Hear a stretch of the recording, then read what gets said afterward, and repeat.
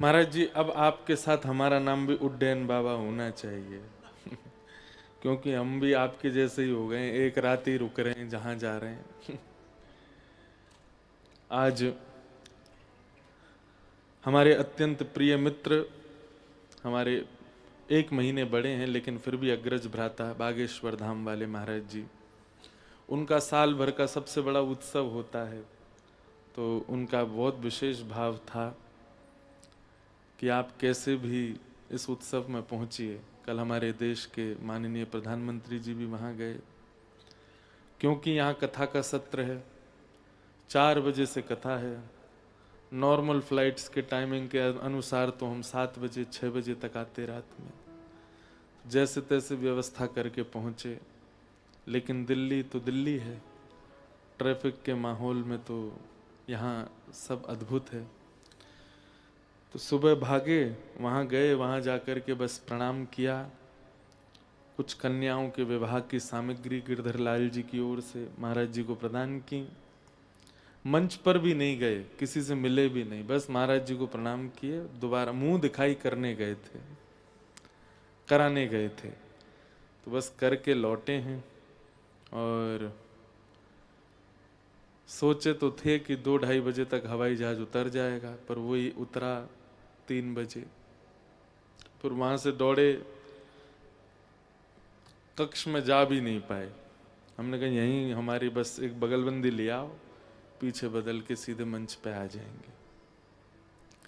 यहाँ कथा पूरी करके सीधे वृंदावन जाएंगे। रात में जागरण है हमारे घर पे, उसमें बैठेंगे। सुबह एकादशी आज है उद्यापन माता जी का, उसमें कल सम्मिलित होके फिर दौड़ के आएंगे, फिर कथा सुनाएंगे। तो आपके साथ हम भी उड्डयन बाबा है। बस ये है कि आप बाबा हो, हम व्यास हैं। सब प्रेम से हमारे भारत के संत ऋषि जन महाराज जी को उड्डयन बाबा कहते हैं, क्योंकि आप एक ही रात रुकते हैं एक देश में, एक शहर में, एक देश में भी। अधिकतर आपके दर्शन पृथ्वी पर कम होते हैं, आकाश में ज्यादा होते हैं। महाराज जी का एक साधना की कोई स्थिति होगी, कौन जाने। तो ऐसे सब भाव हैं। आज विलंब तो हो गया, पर अब जो भी है, आप सब लोग जितनी देर हो भाव से बैठिए। कल बड़े प्रेम और भाव से हम आप सब लोगों ने महात्म का श्रवण किया, भागवत जी का महत्व क्या है। और आज से प्रथम स्कंद प्रारंभ होगा। भागवत में 12 स्कंद हैं, और इन 12 स्कंधों को ठाकुर जी का ही श्री अंग माना जाता है। प्रथम द्वितीय स्कंद भगवान के दोनों चरण माने जाते हैं। तृतीय स्कंद भगवान का उरु माना जाता है, गोद। तृतीय और चतुर्थ स्कंद। पंचम स्कंद ठाकुर जी का उदर माना जाता है। षष्ठम और सप्तम स्कंद दोनों भुजा मानी जाती हैं। अष्टम नवम स्कंद ठाकुर जी का वक्ष माना जाता है। दसम स्कंद हृदय, एकादश स्कंद ललाट, और 12वां स्कंद उठी हुई भुजा। तो श्रीनाथ जी का जैसा रूप है वैसा ही भागवत जी है। श्रोता प्रथम द्वितीय स्कंद सुनकर के मानो चरणों को प्रणाम करता है। तृतीय चतुर्थ भगवान के भुजा हैं, तो चरणों में प्रणाम किए को भुजा से उठाते हैं। तृतीय चतुर्थ स्कंद में ठाकुर जी भुजा से उठाते हैं। पंचम और षष्ठम स्कंद भगवान के उरु, गोद।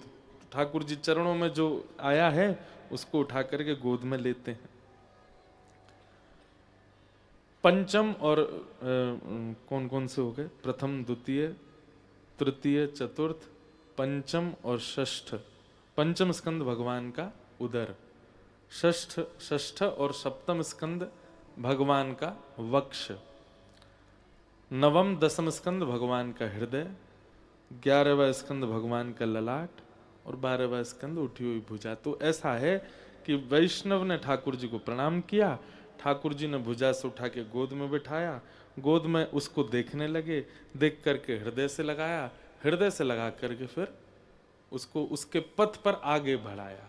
ये 12 स्कंद का एक रूप है। एक प्रकार से आप कोई ग्रंथ, किताब या पोथी नहीं पढ़ रहे हैं, आप साक्षात श्री कृष्ण के सर्वांगीण अंगों का दर्शन कर रहे हैं। तो भागवत जी का जो पहला श्लोक है, ये 18,000 श्लोकों में सबसे कठिन श्लोक है, सबसे पहला। अच्छा, एक बात, जितने भी संस्कृतज्ञ होते हैं संस्कृत भाषा के, सबसे कठिन संस्कृत यदि है तो वो भागवत जी। किसी की विद्वत्ता परखनी हो तो उसको भागवत जी सामने खोल दो, बोले पढ़ के बताओ, और उसमें भी पंचम स्कंद, नहीं पढ़ पाएगा। विद्वान की परीक्षा होती है भागवत से। हम लोग तो गुरुजनों की उच्छिष्ट आप सबको सुनाते हैं, संत जनों का आशीष जैसा मिलता है वैसा कहते हैं। तो भागवत जी का पहला श्लोक बहुत ध्यान से सुनिएगा। अब कल से ज्यादा सावधानी आज रखिए, आज से ज्यादा कल रखिएगा। हर दिन सावधानी बढ़ानी है, क्योंकि अब सिलेबस कठिन होता जाएगा। और 3 दिन सावधानी रखनी होती है, प्रथम, द्वितीय और तृतीय। चतुर्थ दिन से तो फिर मिठाई मिठाई मिलती है। जैसे स्कूल टाइम, कॉलेज टाइम जो होता है, थोड़ी मेहनत कर ले यदि व्यक्ति, तो फिर उसके बाद क्वालिफिकेशन मिल जाती है और उसकी जॉब लग जाती है। फिर बस जाओ, बढ़िया प्रेम से अपना नियम कर्तव्य निभाओ, धन कमाओ, अपने गृहस्थाश्रम में रहो। ठीक वैसे ही पहले, दूसरे, तीसरे दिन की कथा अगर आपने ध्यानपूर्वक सुनी, तो चौथे दिन से कथा में तो फिर नंदोत्सव, नंद घर आनंद भयो, फिर तो ठाकुर जी की ब्रज लीला, बाल लीला, फिर वो अंतरंग बिल्कुल सामान्य लीला में आप प्रवेश, वहां फिर आनंद ही आनंद है। परंतु वही बात है ना कि गुलाब जामुन खाने लायक तब बनोगे जब आपने बचपन में खूब नीम चखा होगा, रसायन पी करके अपने आप को स्वस्थ रखा होगा, तभी आप कुछ भी खाने के अधिकारी हो जाते हैं। व्यंजन जो होते हैं, वो पकवान जो होते हैं, वो सबको प्रिय होते हैं, पर व्यंजन और पकवान स्वस्थ व्यक्ति ही पा सकता है। और स्वस्थ व्यक्ति रसायन और शरीर से कई परिश्रम करता है, तभी स्वस्थ हो पाता है।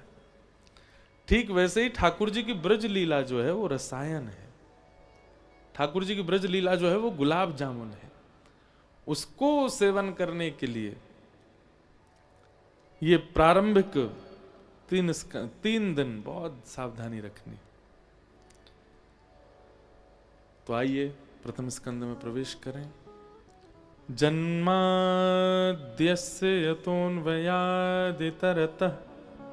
चार्थे स्ववेज्ञस्वराट्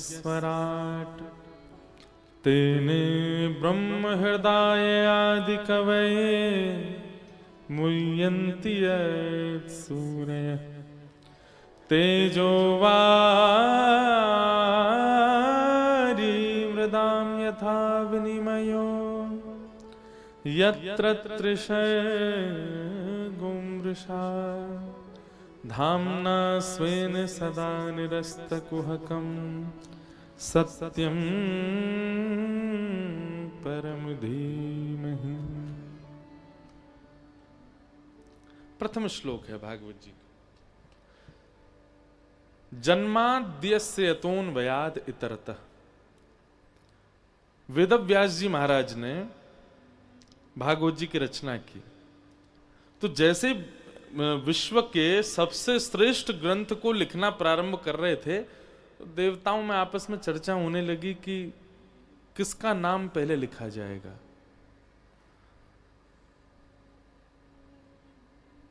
केवल मानवों में ही नहीं होता क्रेडिट लेने की इच्छा कभी कभी देवताओं में भी होती है।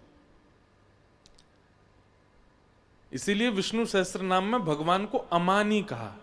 उनको मान की इच्छा नहीं, ठाकुर जी को नहीं होती इच्छा, पर अन्य देव जो होते हैं उनको मान चाहिए। अगर आपको कुछ प्राप्त हुआ तो आपको उनको मान देना पड़ेगा कि आपकी वजह से मिला, पर श्री कृष्ण नहीं, वो मान रहित हैं। सब देवता टकटकी लगा करके वेदव्यास जी को देख रहे हैं कि वेदव्यास जी विश्व का सबसे श्रेष्ठ ग्रंथ लिख रहे हैं, किसका नाम पहले लिखेंगे। लेकिन नमोस्तुते व्यास विशाल बुद्धे, बहुत ध्यान से सुनिएगा। वेदव्यास जी की बुद्धि को प्रणाम है। उन्होंने पहला श्लोक ही ऐसा लिखा है जिसमें किसी देवता का नाम नहीं है और सारे देवता प्रसन्न भी हो गए। ऐसी क्रिया कि किसी के पक्ष में भी ना जाए और सब उससे राजी भी हो जाएं, वो क्रिया करने वाला व्यक्ति सुधी माना जाता है। हमारी बात समझ रहे हैं? इसी को एक प्रकार से न्याय कहते हैं। क्या कहते हैं? न्याय। न्याय का मतलब क्या? किसी के पक्ष में भी नहीं था और दोनों या तीनों या जितने लोग थे वो सब राजी भी थे, उसको न्याय कहते हैं। वेदव्यास जी महाराज यदि अपने प्रथम श्लोक में किसी भी देवता का नाम लिखेंगे तो इसका मतलब वो सर्वोपरि है, बाकी सब सामान्य है। और यदि सबका नाम लिखेंगे तो वेदव्यास जी मन में सोच रहे हैं मैं इतने नाम लिखने में तो पूरी भागवत जी तो नामों में ही चली जाएगी, इतने तो देवता हैं। तो वेदव्यास जी का एक क्षण के लिए कलम रुक गई, सोचने लगे क्या करूं। तब वेदव्यास जी महाराज ने जो श्लोक लिखा है अद्भुत है, इसीलिए व्यास जी को प्रणाम किया जाता है, इसलिए व्यास मंच पर बैठने वाले को भी वंदन किया जाता है। वेदव्यास जी महाराज कहते हैं जो जन्म और मृत्यु से परे है, संबोधन क्या है? जो, कौन ये नहीं पता, जो जन्म और मृत्यु से परे है, जिसको सब पता है। चार थे स्वविज्ञ स्वराट, जो अविज्ञ है अनविज्ञ नहीं है, उसको सब पता है। तेने ब्रह्म हृदय आदि कवये मुह्यंति यत् सूरय, समस्त देवी देवता जिसके वश में रहते हैं, पृथ्वी जल अग्नि वायु आकाश पंचभूत जिसके अधीन हैं।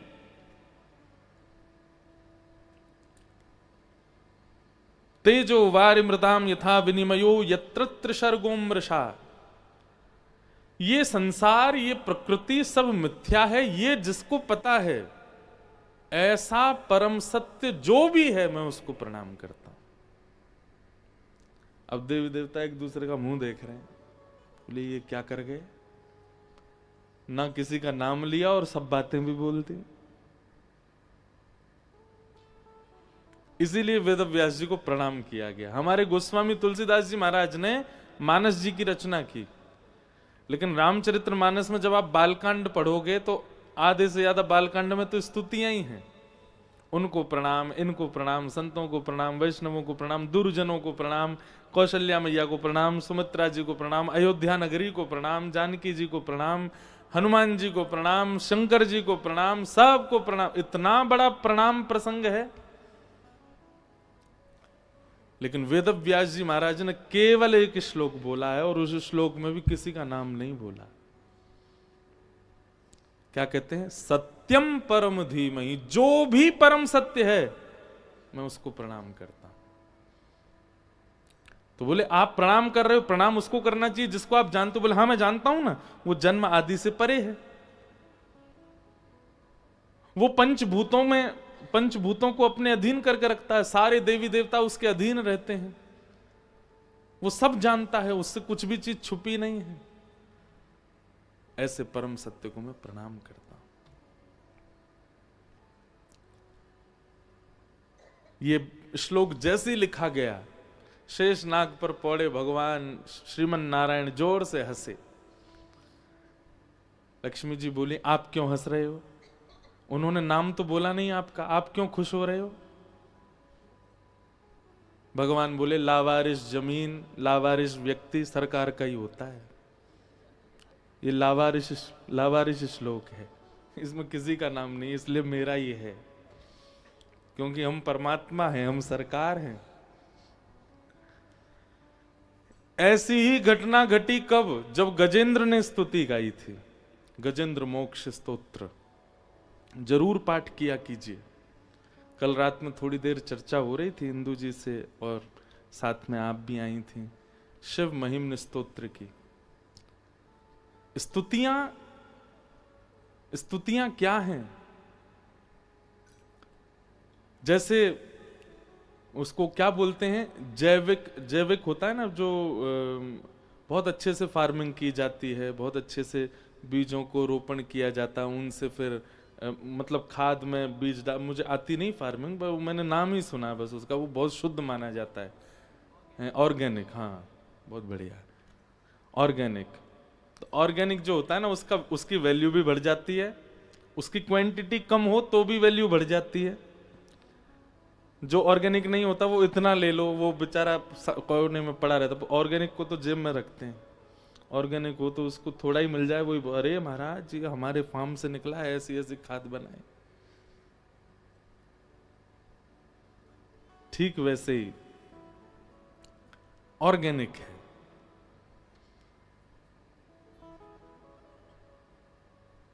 स्तुतियां, आप भजन गाते हो, आप कीर्तन गाते हो, आप किसी की बनाई रचनाएं गाते हो, वो सब सामान्य है। पर जब आप किसी भक्त की स्तुति गाते हो, जहां गजेंद्र ने स्तुति गाई, जहां कुंती ने स्तुति गाई, भीष्म पितामह ने स्तुति गाई, शिव महिम्न स्तोत्र का पाठ करते हो, रुद्राष्ट अध्याय का पाठ करते हो, रुद्राष्टकम का पाठ करते हो। एक मुझे बहुत प्रिय है निर्वाण अष्टकम।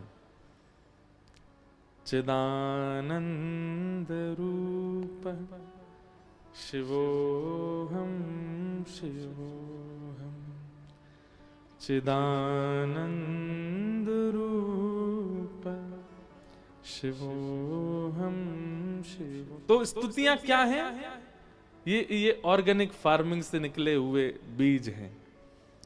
इनका सेवन करने से बुद्धि, मन और विचार और व्यवहार सब बहुत शुद्ध रहता है। कई बार आजकल जो भजन गाए जाते हैं, आजकल के जो बहुत तेज म्यूजिक पर जो गाया जाता है, इस तरीके का भाव जो आजकल के लोगों ने बनाया है, वो कहीं ना कहीं वो किसी ना किसी रूप में कई बार आपके मन, बुद्धि, विचारों को शुद्ध नहीं कर पाते। कहीं ना कहीं मिलावट होती है। कई भजन की कोई निंदा नहीं है, पर पुरातन प्राचीन लिखे गई जो ये सारी स्तुतियां, ये सब ऑर्गेनिक है। जब आप इसका सेवन करते हैं, जब आप इसका गायन करते हैं, इसका निरंतर पाठ करते हैं, निरंतर ऑर्गेनिक रहने वाले को ना शुगर होती है, ना डायबिटीज होती है, ना उसको कोलेस्ट्रॉल होता है। ठीक वैसे ही ऑर्गेनिक जो स्तुतियां हैं, उनका पाठ करने वाले व्यक्ति को काम, क्रोध, लोभ, मोह, ईर्ष्या, द्वेष, अभिनिवेश, अहंता, ममता, चिंता आदि आदि ये जो दोष हैं, ये कम स्पर्श कर पाते। इसलिए एक ऑर्गेनिक स्तुति तो किया कीजिए कोई भी। गजेंद्र मोक्ष, जहां पर सबको कथा पता है, गजेंद्र का पैर ग्राह ने पकड़ लिया। गजेंद्र ने थोड़ी देर तो सोचा कि जब इसको पता चलेगा ना कि मैं कौन हूं, तो हाथ जोड़े फिरेगा, अरे मैं त्रिकूट पर्वत का राजा गजेंद्र, इसने मेरा पांव पकड़ लिया, जल का जीव, कोई बात नहीं, थोड़ी देर पकड़ के रहने दो। लेकिन थोड़ी देर की जगह वो और ज्यादा बलशाली होता चला गया। 3 दिन हो गए और गजेंद्र बाहर नहीं आ पाए। पत्नी चली गई, बच्चे सब छोड़ छोड़ करके चले गए। गजेंद्र को वास्तविकता पता चलने लग गई, संसार में जिनके लिए मैंने सब कुछ किया, आज मेरी विषम परिस्थिति आई तो सब छोड़ के चले गए मुझे, यहां कोई नहीं है अपना। तो गजेंद्र जो था वो अपने पूर्व जन्म में इंद्रद्युम्न नाम का एक राजा था। बहुत ध्यान से सुनिए, इंद्रद्युम्न नाम का राजा था, और उस राजा के भेष में उसने अपने ठाकुर जी के लिए इस स्तुति को बनाया था, गजेंद्र मोक्ष स्तुति को। लेकिन उनसे एक अपराध बना, जिसके कारण उनको पुनर्जन्म में गजेंद्र एक जानवर बनना पड़ा। वो अपराध क्या था? अपने ठाकुर जी की सेवा कर रहे थे और तभी किसी संत का आगमन हुआ। तो संत जैसे ही आए तो इनको पता चल गया था कि मेरे घर पर एक संत आए हैं, लेकिन इन्होंने फिर भी क्या किया, उनकी तरफ देख करके एक बार भी ऐसे नहीं कहा कि महाराज जी विराजो, मैं सेवा कर रहा हूं, बल्कि देख करके मन में विचार किया अब इनको प्रणाम और करना पड़ जाएगा। तो ऐसा नजरअंदाज करके सेवा ही करने लगे, मानो उनको ऐसा लगे कि मैंने देखा ही नहीं है। और इस वैष्णव अपराध के कारण, सोचिए कितनी छोटी सी बात है ये, कि आपके घर कोई महापुरुष आए और आपने उनको देख करके 1 मिनट के लिए बस नजरअंदाज किया, और सेवा करने के बाद इंद्रद्युम्न राजा ने, किसी सेवक ने जगह, वो संत आए, अच्छा अच्छा अच्छा, अरे महाराज जी मैं तो पहचान ही नहीं पाया, आप पधारे थे, जबकि वो जानते थे कि आए हैं। और इसी अपराध का दंड मिला उनको कि उनको पुनर्जन्म लेना, मतलब दूसरे जन्म में उनको गजेंद्र बन के आना पड़ा। गजेंद्र बन के आए, जब ग्राह ने पकड़ लिया, परिवार सब छोड़ के चला गया, 3 दिन तक कोई निकाल नहीं पाया, तब नेत्र बंद करके उसने मन में विचार किया कि मैं किसके लिए आया हूं पृथ्वी पर, कोई मेरा नहीं है। हे नाथ, मेरे पूर्व जन्म का कोई संचित पुण्य तो होगा मेरे जीवन में, जिसकी वजह से मेरा जन्म हुआ है। कृपा करके उस पुण्य के फलीभूत ही मुझे कुछ आस्वादन कराने का अवसर दीजिए। तुरंत गजेंद्र को अपने पूर्व जन्म की रची हुई वो स्तुति याद आ गई और गजेंद्र ने गाई। गजेंद्र मोक्ष स्तुति में किसी का नाम नहीं है, ना इंद्र का नाम, ना देवी का नाम, ना देवताओं का नाम, ना महादेव का नाम, ना ब्रह्मा जी का नाम। बस गजेंद्र गाता जा रहा है। आकाश में सारे देवता खड़े हैं और सब अपने अपने वाहन लेके खड़े हैं। बोले गजेंद्र तू एक बार बोल तो सही, हमारा नाम हम अभी भी आते हैं।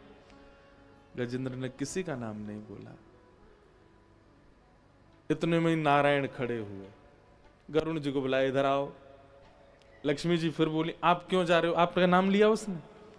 देवी, लावारिश स्तुति है और लावारिश पे मेरा अधिकार है, उसमें किसी का नाम नहीं है, इसका मतलब वो मेरी है। आइए गरुण जी पधारिए। गरुण पर बैठे और तुरंत जैसे ही गए हैं गजेंद्र की रक्षा करने के लिए, पूरी स्तुति में गजेंद्र ने नाम नहीं बोला। अंतिम श्लोक में जैसे ही गजेंद्र ने आकाश में देखा, शंख चक्र गदा पद्मधारी साक्षात नारायण रक्षा के लिए आ रहे हैं, तब गजेंद्र ने उसी सरोवर के पुष्प को तोड़ के ऊपर की ओर किया और अंतिम स्तुति अंतिम श्लोक में कहता है, नारायण खिल गुरु भगवन नमस्ते। ऐसे हैं हमारे ठाकुर जी, अमानी, मान रहित। और एक बात हम आपको कह दें, जैसे लड़का लड़की ब्याह करते हैं तो गुण मिलाते हैं ना, आजकल दूसरा फॉर्मेट शुरू हो गया है कि पहले ही बातचीत करके एक दूसरे के वाइब्स मिलाते हैं। कुंडली मिल गई, परिवार मिल गए, सब मिल गए, लेकिन भाई ब्याह क्यों नहीं हुआ? बोले वाइब्स मैच नहीं हो रही। आजकल बहुत विचित्रता चल रही है इसमें भी। व्यवहार विचार मिलने चाहिए, वो जब तक मिलेंगे नहीं तब तक कैसे ब्याह होगा? ठीक वैसे ही ठाकुर जी भी वाइब्स मैच करवाते हैं, जिससे ठाकुर जी को लगता है कि हाँ हमारे गुण मिल रहे हैं भैया, ये हमारी तरह अमानी ही है, ठाकुर जी उसी से ही मिलते हैं।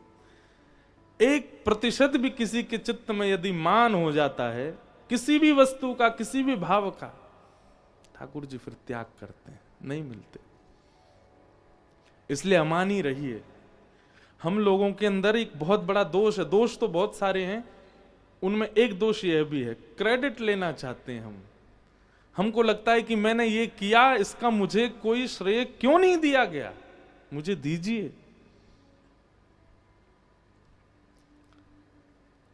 कथा में बहुत सीमित लोग हैं, पर कुछ लोगों को यहां आ रहे हैं जो जानते हैं या जिनका फोन आ जाता है, उनको बता देते हैं कि आप लोग आइए। प्रचार तो नहीं कर रहे हैं ज्यादा कि बहुत लोग आ जाएंगे, नहीं तो।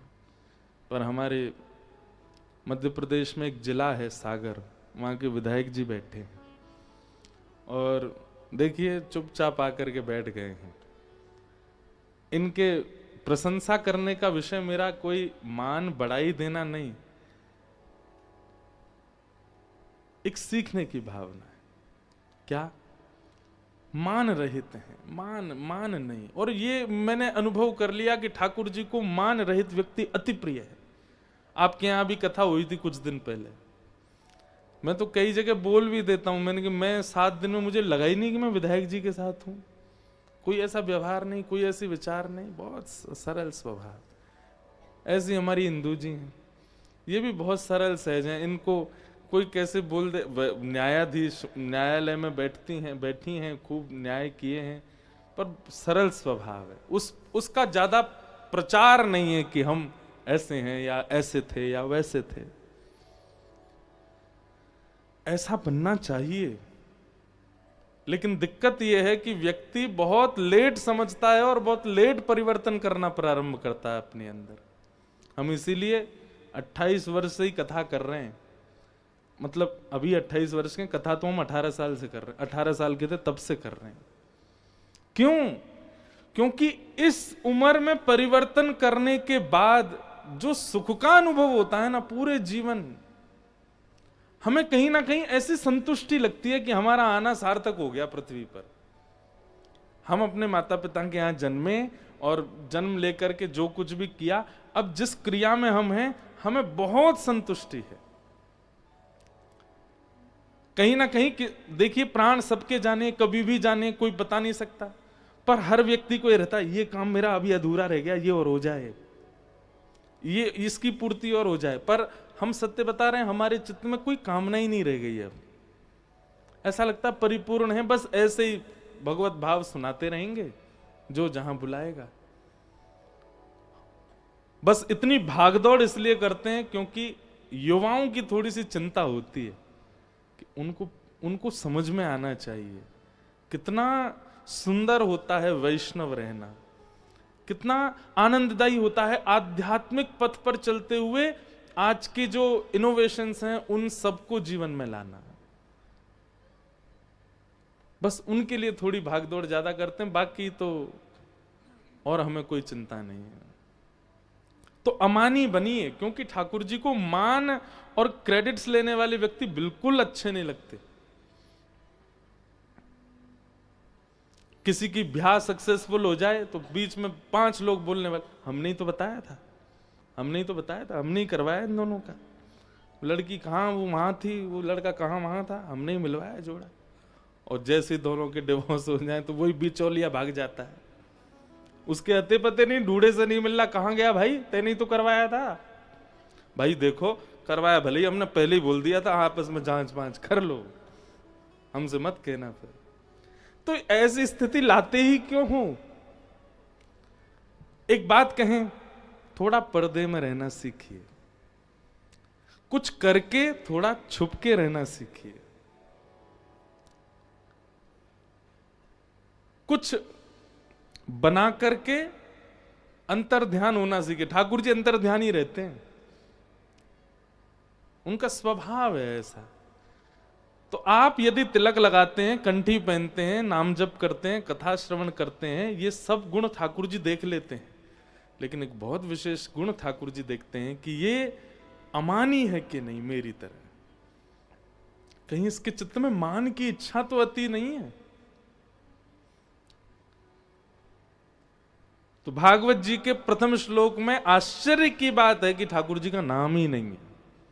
सत्यम परम धीमहि, जो परम सत्य है हम उसको प्रणाम करते हैं। भागवत जी के दूसरे श्लोक में 4 बातें बताई गई, विषय, अधिकारी, संबंध और प्रयोजन। बहुत ध्यान से सुनिएगा, भागवत जी का विषय क्या है, भागवत जी का अधिकारी कौन है, भागवत जी का संबंध क्या है और प्रयोजन क्या है। ये 4 बातें किसी भी फील्ड में आप जाएंगे, ये चारों चीजें आपको पता होनी चाहिए, विषय, अधिकारी, संबंध और प्रयोजन। जैसे लॉ है, उसका विषय आपको पता है, विषय क्या है। दूसरी बात, अधिकारी कौन है, जो इतना अध्ययन कर चुका होगा, जो इतने नियम जानता होगा, जिसने ये किताबें पढ़ी होंगी, जिसने ये एग्जाम्स क्लियर होंगे, वो अधिकारी। फिर तीसरी बात आती संबंध, उसका संबंध क्या है, बोले उसका संबंध न्यायालय से है, वो न्याय दिलाने के लिए ऐसा बना है। और अंतिम बात आती है प्रयोजन, प्रयोजन क्या है, प्रयोजन क्या है, किसी भी व्यक्ति का कोई भी पक्ष हो, वो पक्ष स्पष्ट रूप से कैसे प्रस्तुत किया जाए, ये उसका प्रयोजन है। किसी भी फील्ड में आप जाएंगे, चारों चीजें अनिवार्य है, विषय, अधिकारी, संबंध और प्रयोजन। भागवत जी के ये चारों क्या है? तो सबसे पहली बात विषय, तो धर्म प्रोजित कई तवोत्र परमो निर्मत्सराणां सतां वैद्यं वास्तवमत्र वस्तु शिवदम् तापत्रयोन्मूलनम्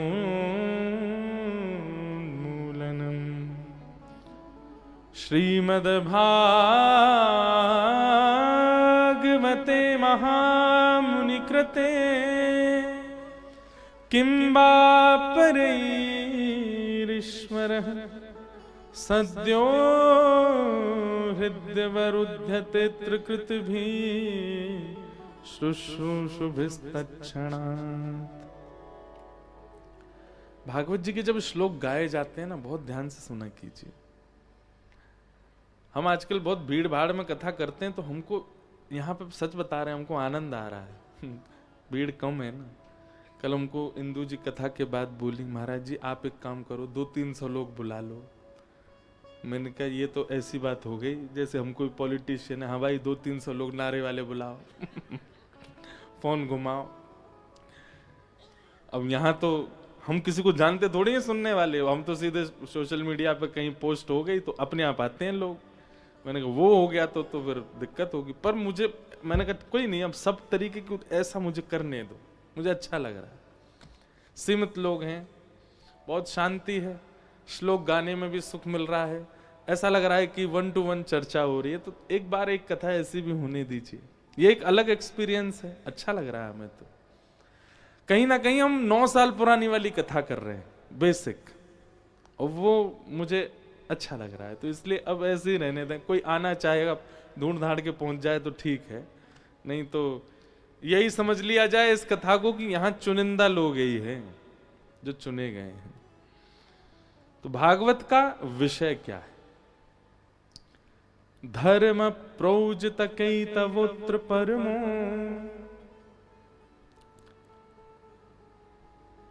बहुत सुंदर बात है।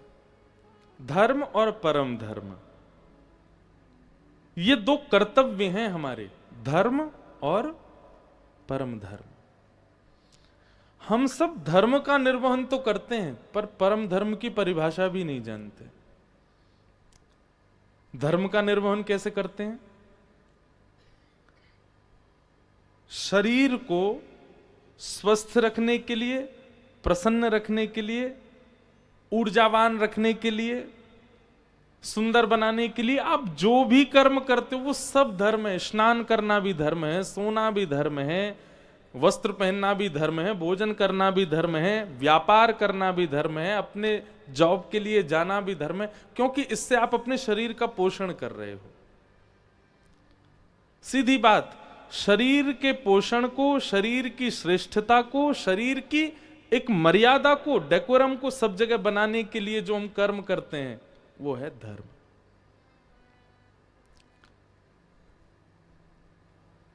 हमारी बात समझ रहे हैं ना? शरीर के लिए जो कुछ भी आपने किया जन्म से लेके आज तक, शरीर जिसमें प्रधान है, वो सब धर्म है। लेकिन जैसे ही आप अपनी आत्मा का चिंतन करने लगते हैं कि भाई खा रहे हैं, पी रहे हैं, सो रहे हैं, हंस रहे हैं, नाच रहे हैं, गा रहे हैं, सब ठीक है, पर अंत के बाद क्या? वो जो भीतर बैठी है एक चैतन्य आत्मा, उसका उद्धार कैसे करूंगा मैं? उसकी चिंता जिस दिन से आपको प्रारंभ हो जाती है, उसी को कहते हैं परम धर्म। आप देहाभिमानी तो बन गए, पर आत्माभिमानी बन जाओ, वो है परम धर्म।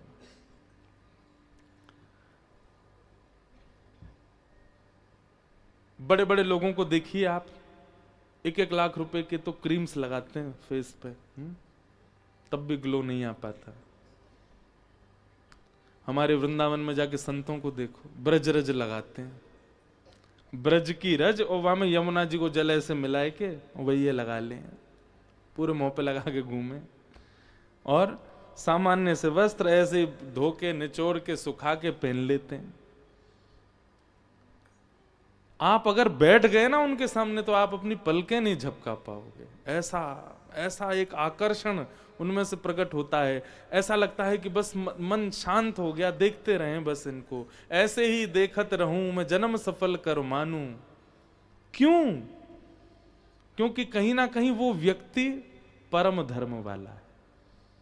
अच्छा एक बात बोलें, बुरा नहीं मानिएगा, कभी स्टेज परफॉर्मेंस पे कोई एक्टर आया है, आप उसको स्टेज पे तो बहुत बढ़िया लगेगा वो, और वही मेकअप उतार के आपको दिख जाए, आप नहीं देख पाओगे उसको, क्योंकि उसका जो कर्म है वो धर्म है। वो शरीर को प्रधान मान करके अपनी फिजिक्स बना लेगा, अपनी वो क्या बॉडी वॉडी बना लेगा, सिक्स पैक निकाल लेगा, ऐसा फेस बना लेगा, बाल वाल खड़े करके बढ़िया महाराज बालकों के बीच में अट्रैक्शन का केंद्र बन जाएगा। पर वही व्यक्ति अपनी सामान्य स्थिति में आ जाए तो लोग बाग उसको ट्रोल करने लगते हैं, ऐसा दिखता है, अरे राम कितना भयानक है, कैसा है। कोई नहीं उससे आकर्षित होगा। पर भजनानंदी व्यक्तियों को देखिए, भजनानंदी महापुरुषों को देखिए, उनका चलना बैठना उठना बोलना लेटना सोना हंसना सब कुछ इतना आनंद देने वाला क्यों बन जाता है? क्योंकि वो परम धर्मी है। वो धर्मी नहीं है, वो परम धर्मी है। वो देहाभिमानी नहीं है, वो आत्माभिमानी है। वो देह की चिंता नहीं कर रहा है, वो अपनी आत्मा के कल्याण में लगा हुआ है, इसलिए उसके प्रति एक अलग सा आकर्षण होने लग जाता है। हमारा जीवन निकल जाता है केवल देह की सोचते सोचते, उसका तो सोच ही नहीं पाए, उसका तो कोई निदान ही नहीं कर पाए जो उसके भीतर बैठा था। भागवत जी का विषय क्या है? धार्मिक व्यक्ति को परम धार्मिक बनाना। कहीं ना कहीं आप यदि देहाभिमान से शून्य नहीं हुए कथा सुनते हुए भी, तो आपने कथा नहीं सुनी है। देह अभिमान शून्य होगा।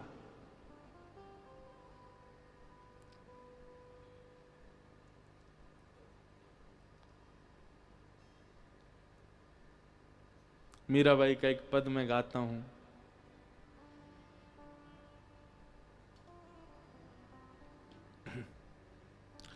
कहो तो कुसुमल साड़ी रंगावा, कहो तो भगवा भेष, कहो तो मोतियन मांग भरावा, कहूँ छिटकावा केश बाला, मैं वैरागन हूँगी, मैं वैरागन हो बाला,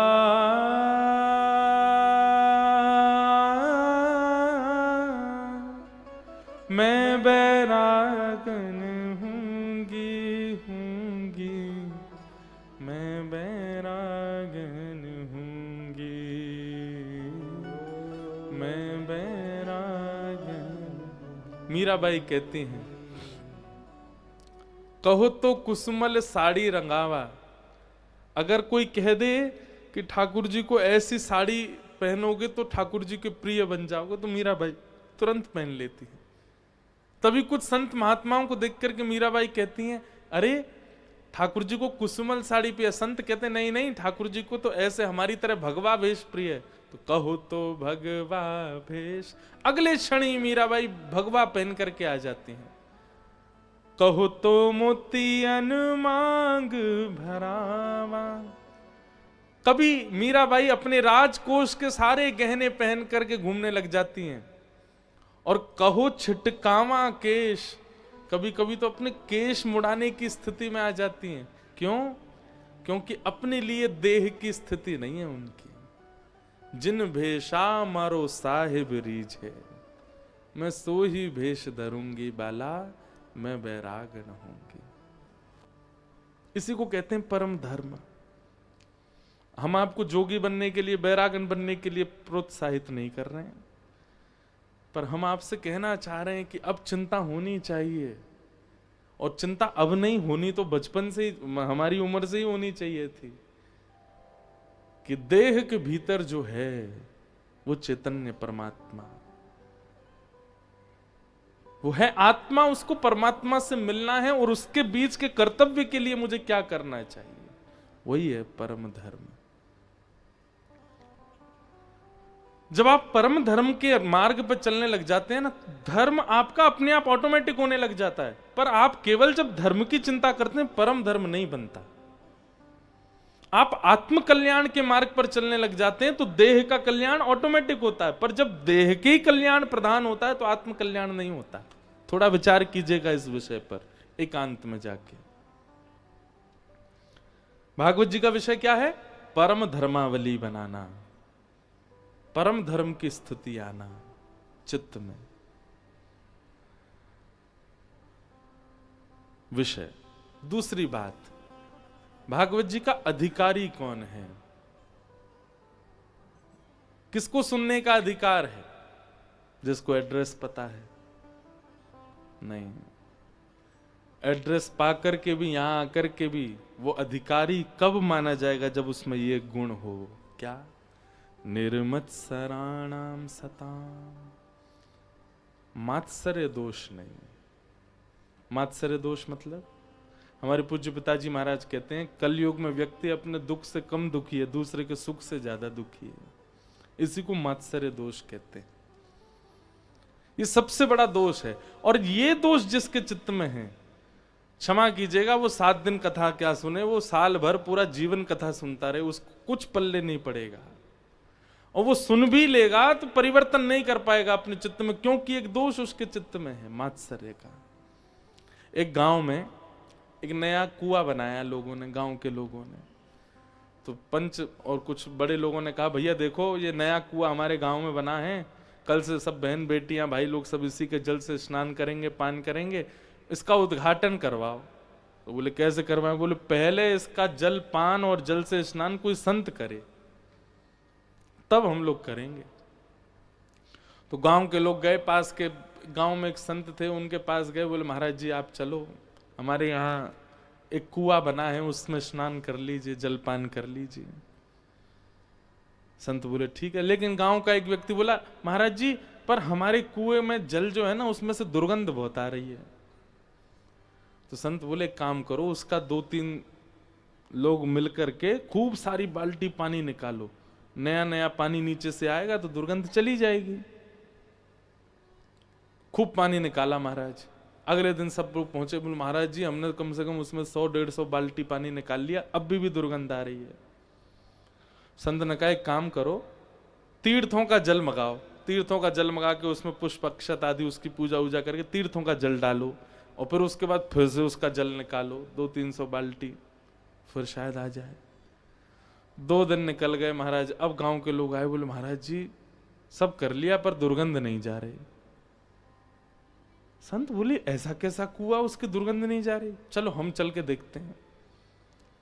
तो संत गए, उन्होंने जाकर के जैसे कुआं में झांक के देखा तो एक जानवर मरा पड़ा था उसमें। संत ने बोला क्यों भाई तुमने इसको क्यों नहीं निकाला? बोले आपने केवल जल निकालने को कहा था, इसलिए इसको नहीं निकाला।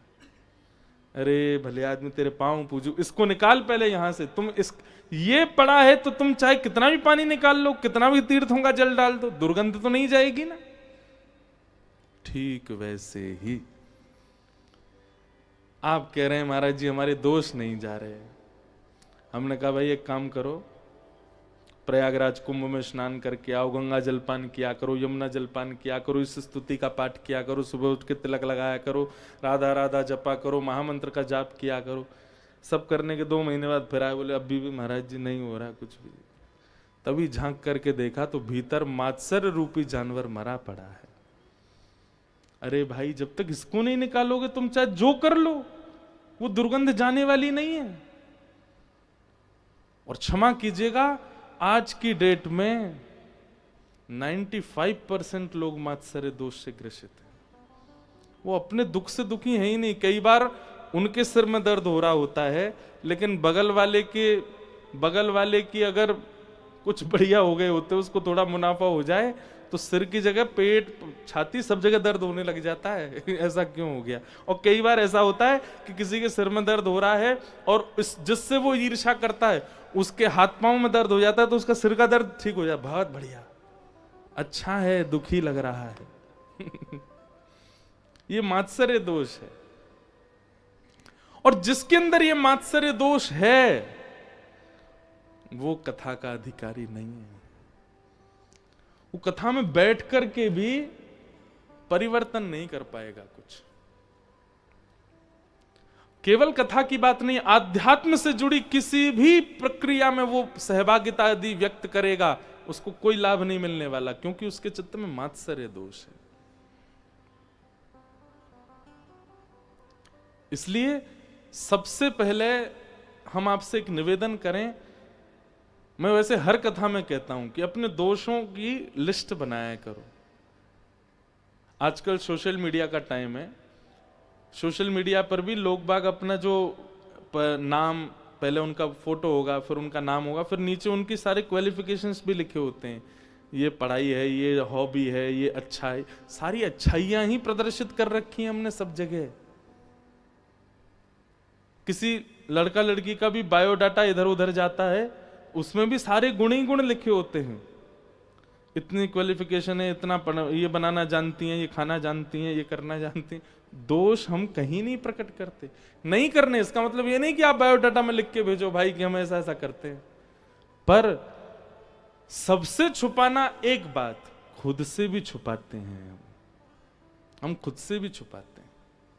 हमें पता है कि मेरे अंदर ये दोष है, फिर भी हम क्या करते हैं, नजरअंदाज करते हैं, ठीक है। इसीलिए वो दोष और ज्यादा पनपता रहता है। सारे दोषों को एक तरफ रहने दीजिए। आप सब जानते हैं कि आपके अंदर दोष कितने हैं, क्या क्या हैं, सबको रहने दीजिए, पर एक पर काम करना शुरू कीजिए, और वो है मात्सर्य दोष। अगर ये उचित हो गया तो बाकी के जो भी दोष हैं चित्त में, वो सब परिवर्तित हो जाएंगे। निर्मत्सराणाम सताम, मात्सर्य दोष को निकालिए। हम कल जगन्नाथपुरी से आए, तो जगन्नाथपुरी में एक महापुरुष हुए, उनका नाम था जयदेव महाप्रभु, जिन्होंने गीत गोविंद महाकाव्य लिखा। गीत गोविंद महाकाव्य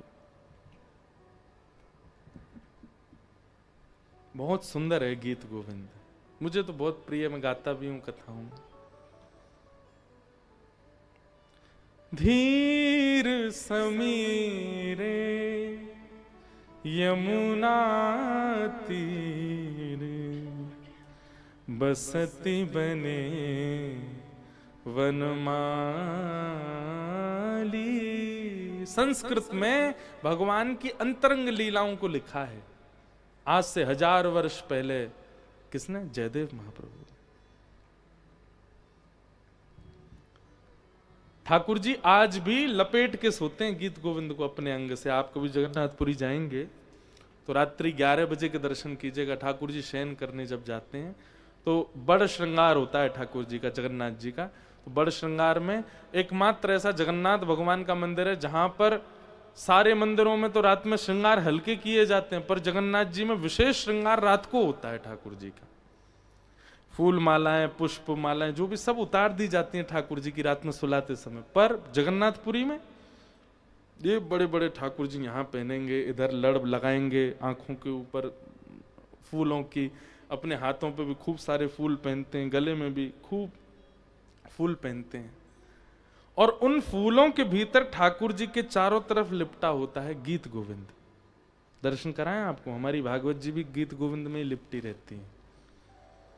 ये हम आज पहली बार ही करा रहे होंगे ऑन कैमरा। देखो ये जो इस पे लिखे हुए शब्द हैं उड़िया भाषा में, ये गीत गोविंद है। और ये श्री जगन्नाथ जी रोज पहनते हैं, वही वस्त्र है। वहां के पुजारी जी ने हमको दिया ठाकुर जी का, रात में इसको पहन के सोते हैं ठाकुर जी। तो हम तब से अपनी भागवत जी को इसी में ही रखते हैं कि हमारी भागवत जी जगन्नाथ जी हैं, वो इसी को लपेट के सोती हैं रात में। तो गीत गोविंद इतना प्रिय है ठाकुर जी को।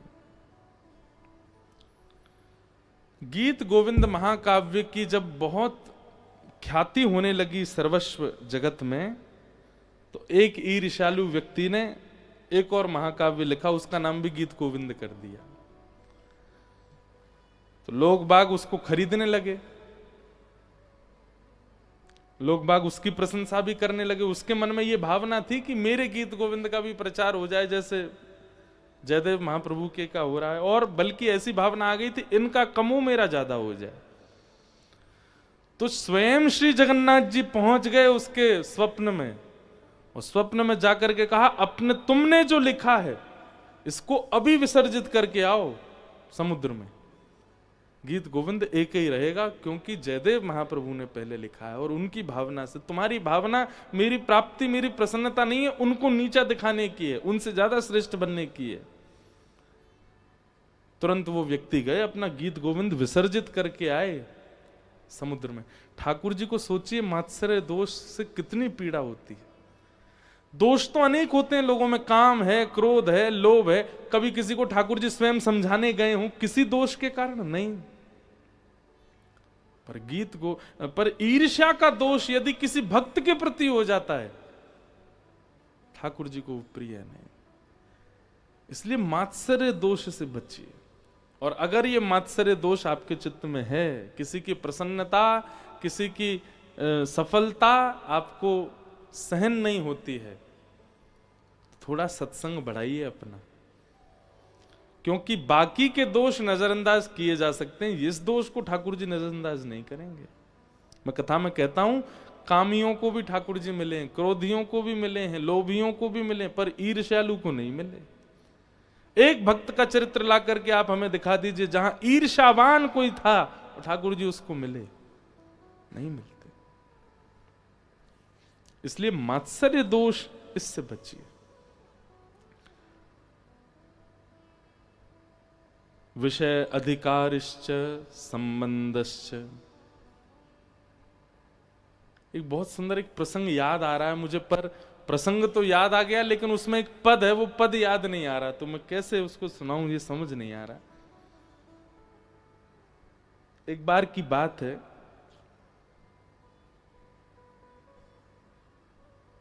हमारे वृंदावन में अष्ट सखा हैं। ठाकुर जी के कलयुग में 8 सखा हुए।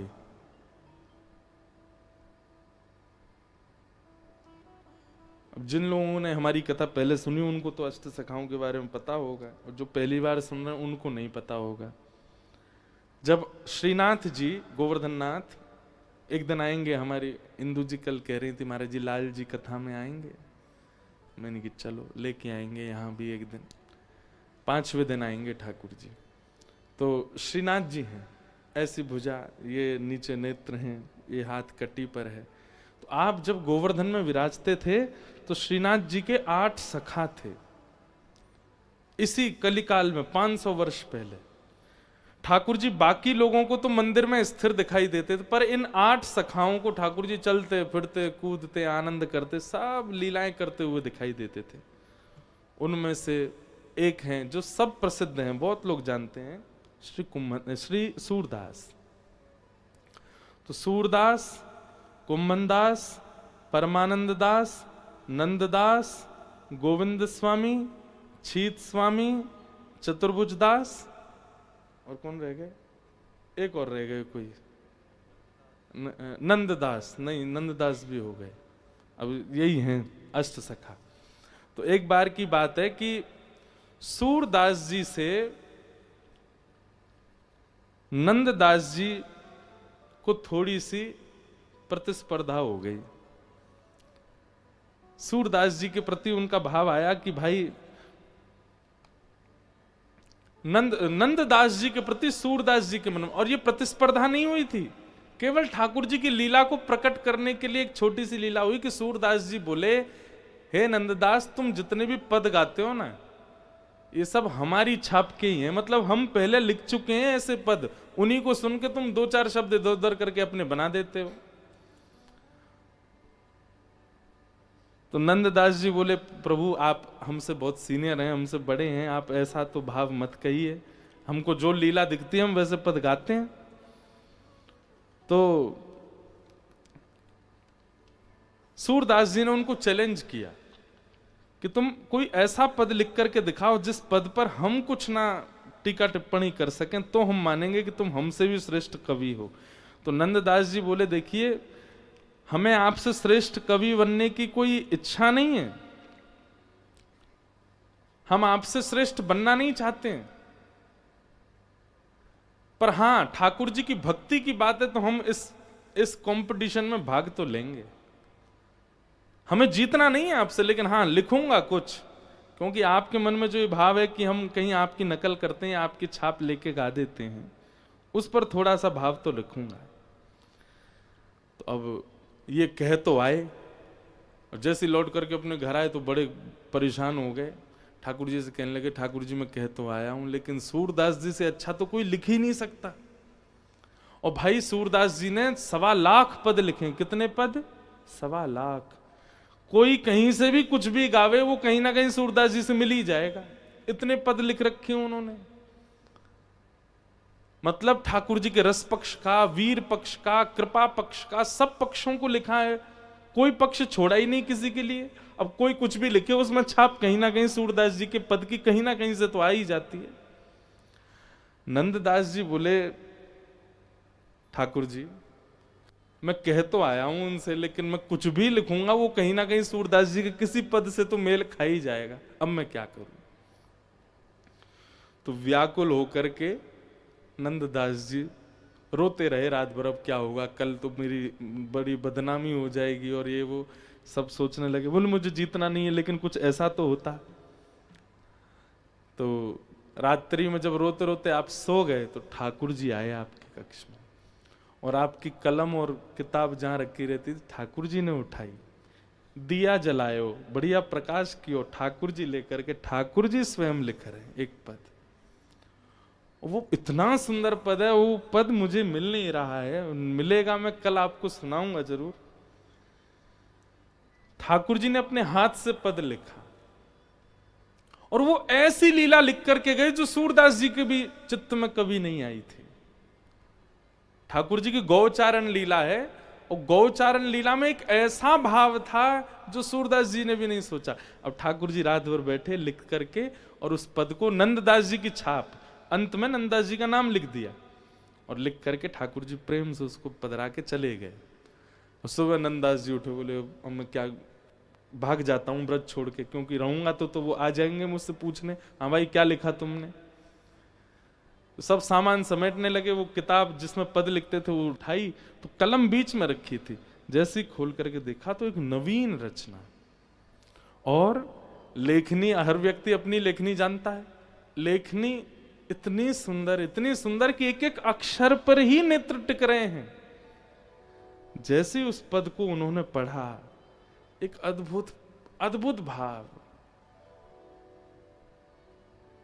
ठाकुर जी गैया चराने जाते हैं, और जब ठाकुर जी गैया चराने, भाव सुन लीजिए, पद मुझे याद नहीं, भाव सुनो। ठाकुर जी गैया चराने जाते हैं, तो जब गैया चराने जाते हैं तो ठाकुर जी, गैया तो वन में विचरण कर रही है, कोई घास खा रही है, कोई जल पी रही है, कोई कहीं चल रही है। ठाकुर जी इतनी देर क्या करते हैं? तो ठाकुर जी कभी तो बंसी बजाने लगते हैं, कभी कुछ यशोदा मैया ने दिया तो पा लेते हैं, और फिर थोड़ी देर बाद ठाकुर जी पेड़ के नीचे लेटे रहते हैं, कभी लता पत्रों को उछालते रहते हैं। कोई फोन तो था नहीं, ठाकुर जी कोई गेम खेल रहे हैं, क्या करें? तो ठाकुर जी कौतुक करते हैं। कैसा कौतुक? थोड़ी घास निकाल करके अपने कानों के ऊपर डाल लेते हैं, अपने सुंदर सिर पर जो पाग है उसमें अलग अलग पत्ते पिरो लेते हैं, अपने हाथों में बेल होती है ना, जो बेल जो ऐसे चढ़ जाती है वृक्षों पर, उन बेलों को तोड़ करके अपने हाथों पर बांध लेते हैं, उन्हीं को अपने कमर पर बांध लेते हैं। सुंदर सिर से लेकर के पैर तक सारे आभूषण उतार करके, घास पत्ते बेल, इन्हीं से ठाकुर जी अपना वनमाली श्रृंगार करते हैं। और श्रृंगार को करने के बाद ठाकुर जी, एक श्रृंगी है ठाकुर जी की, जिसका नाद सुनते ही गैयाएं पूंछ उठा करके दौड़ती हैं ठाकुर जी के पास कि चलो गैयाओं, नंद भवन वापस जावे को समय है गयो। तो आज ठाकुर जी ने दोपहर में ही वो श्रृंगी बजा दी, तो गैया सब पूंछ उठा उठा करके दौड़ी। बोले कि अभी तो समय भयो नहीं, ये लाला श्रृंगी क्यों बजा रहे हैं?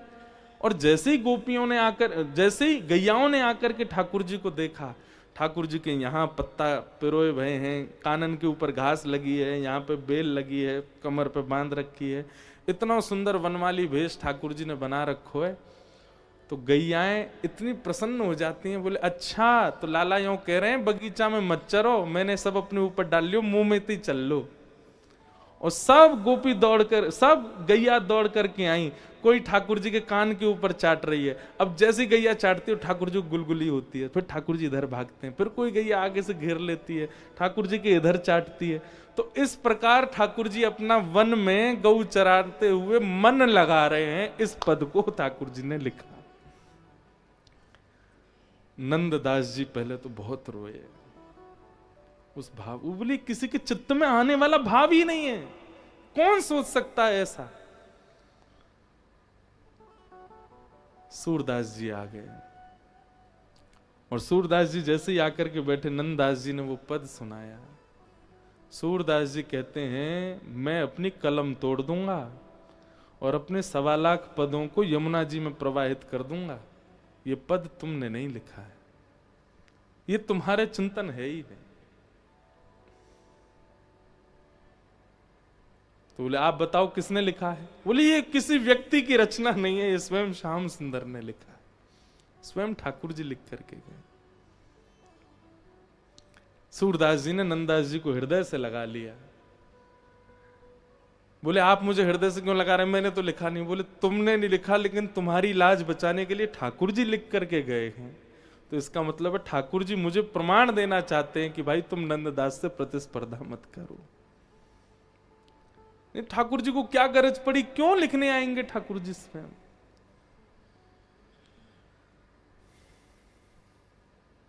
अद्भुत। तो मात्सर्य दोष, इससे बचने का प्रयास कीजिए, ठाकुर जी को यह प्रिय नहीं है।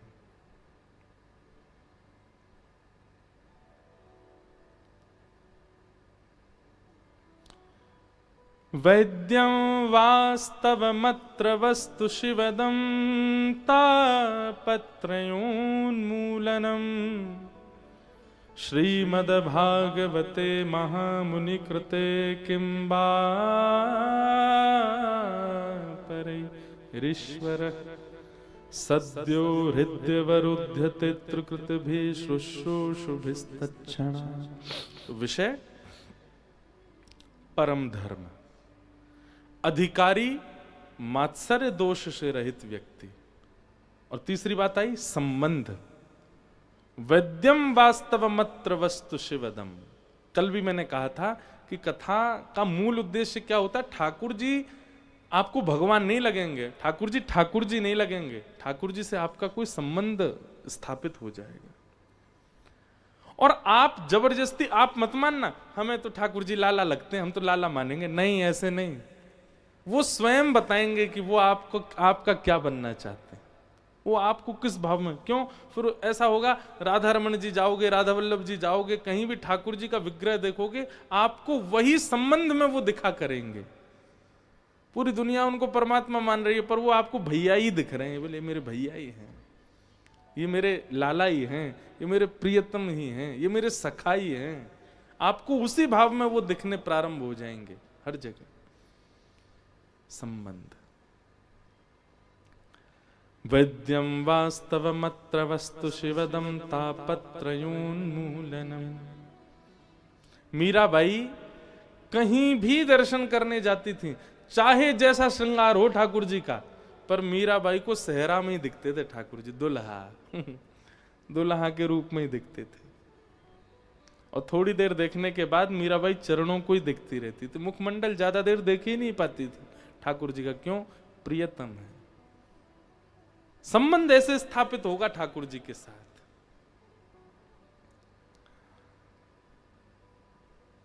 वैद्यम वास्तवमत्र वस्तु शिवदम तापत्रयोन्मूलनम। भागवत जी का प्रयोजन क्या है? तापत्रयोन्मूलनम। उन्मूलन किसको कहते हैं? नष्ट को, खींचने को। 3 प्रकार के ताप हैं, आदि दैविक, आदि भौतिक, आध्यात्मिक। इन्हीं 3 तापों का बहुत विस्तार है। तीनों प्रकारों के तापों को जो हमारे चित्त से उन्मूलन कर देते हैं, नष्ट कर देते हैं, श्रीमद्भागवते महामुनि कृते किंबा परैरीश्वरः सद्यो हृद्यवरुध्यते त्रिकृतिभिः शुश्रूषुभिस्तच्छणा। तो विषय, अधिकारी, संबंध और प्रयोजन, ये चार बातें स्पष्ट हो भागवत जी का द्वितीय श्लोक। अब आता तृतीय श्लोक। निगम कल्पतरोर्गलितं फलम सुखमुखादमृतद्रव संयुतं पिबत भागवतं रसमालयम् मुहुर्हो रसिका भुवि भावुका।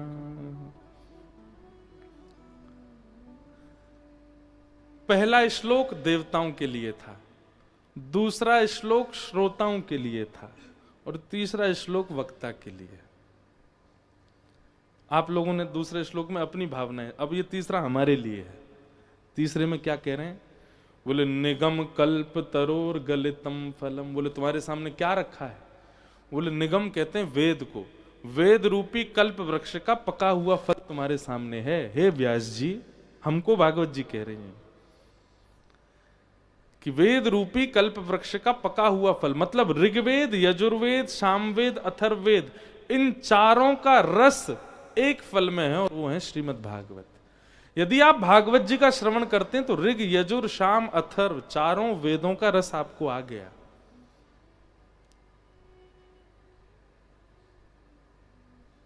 तो हे व्यास जी, तुम्हारे सामने ऋग, यजुर, साम, अथर्व चारों वेद रूपी वृक्ष का फल रखा है। तो बोले इनको क्या करो? बोले सुख मुखाद अमृत द्रव्य संयुतम। भागवत जी के बगल में आप देखेंगे कौन बैठे हैं? सुखदेव जी, एक तोता के रूप में बैठे हैं, दिखाई दे रहे हैं इधर वालों को? सुखदेव जी ये भागवत के मूल वक्ता हैं। अब मूल वक्ता तोता है तो फिर हम काय को बैठे हैं? अब यहां पर क्या कहा जा रहा है कि जो तोता का गुण होता है वैसा गुण वक्ता का होना चाहिए। वक्ता, तोता का गुण क्या होता है? वो जिस फल में मुख लगाता है वो मीठा हो जाता है। या फिर ऐसा कहो कि तोता उसी फल में मुख लगाता है जो मीठा ही होता है।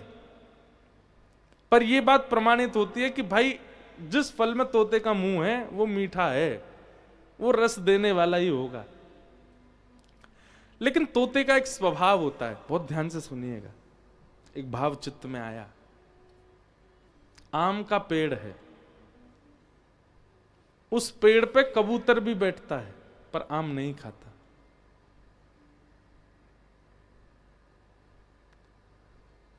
उस पेड़ पर चील भी बैठती है पर आम नहीं खाती। उस पेड़ पर बहुत सारे पक्षी बैठते हैं पर आम नहीं खाते। लेकिन उसी वृक्ष पर तोता बैठ जाए तो तोता बाहर मुख नहीं करेगा, भीतर की तरफ जाएगा, घने उस वन वृक्ष के भीतर जाएगा, अपनी दृष्टि से अच्छे वाले आम को ढूंढेगा और उस अच्छे वाले आम के पास जाकर के अपनी चोंच लगाएगा और उसके रस को पिएगा। कहने का अभिप्राय, ये व्यासपीठ एक वृक्ष है, यहां कबूतर बन के मत बैठो। कबूतर का स्वभाव क्या होता है? वो सदैव दूसरे कबूतर या कबूतरनी जो होती हैं उनको ही ढूंढता रहता है। मतलब वक्ता इस व्यासपीठ पर बैठ कर के बहुत फॉलोअर्स की कामना ना रखे, बहुत शिष्य बन जाएं मेरे, बहुत मेरे अनुयायी हो जाएं, बहुत मेरे श्रोता हो जाएं, ऐसी कामना ना रखे। जैसा एक कबूतर करता है। आम के वृक्ष पर एक चील भी बैठती है पर आम नहीं खाती। चील क्या करती है? मांस ढूंढती है, आम के वृक्ष का सहारा लेती है पर पेट की तपन बुझाने के लिए मांस ढूंढती है। मतलब वक्ता इस व्यासपीठ का सहारा ना ले अपने उदर भरण के लिए या अपने परिवार पोषण के लिए। ठीक है, एक दक्षिणा तो नियमित रूप से दी जाती है वक्ता को, पर वह दक्षिणा निश्चित या फिर वह ना हो तो मैं कथा ना कहूं, ऐसी भावना नहीं होनी चाहिए। चील बन के ना बैठे, कबूतर बन के ना बैठे, तो क्या बन के बैठे? बोले तोता बन के बैठे। बाकी की चीजों को नजरअंदाज कर दे, दक्षिणा को नजरअंदाज करे, लोगों को नजरअंदाज करे, सामने रखे हुए फल को देखे और तोते के भांति मुख लगावे, उसके रस को स्वयं भी लेवे और स्वयं लेकर के जितने लोग सामने बैठे उनको भी वह रस पिला दे। निगम कल्प तरोर गलितम फलम सुखमुखाद अमृतद्रव संयुतम पिबत भागवतम रसमालयम मुहुरहो रसिका भुवि भावुका।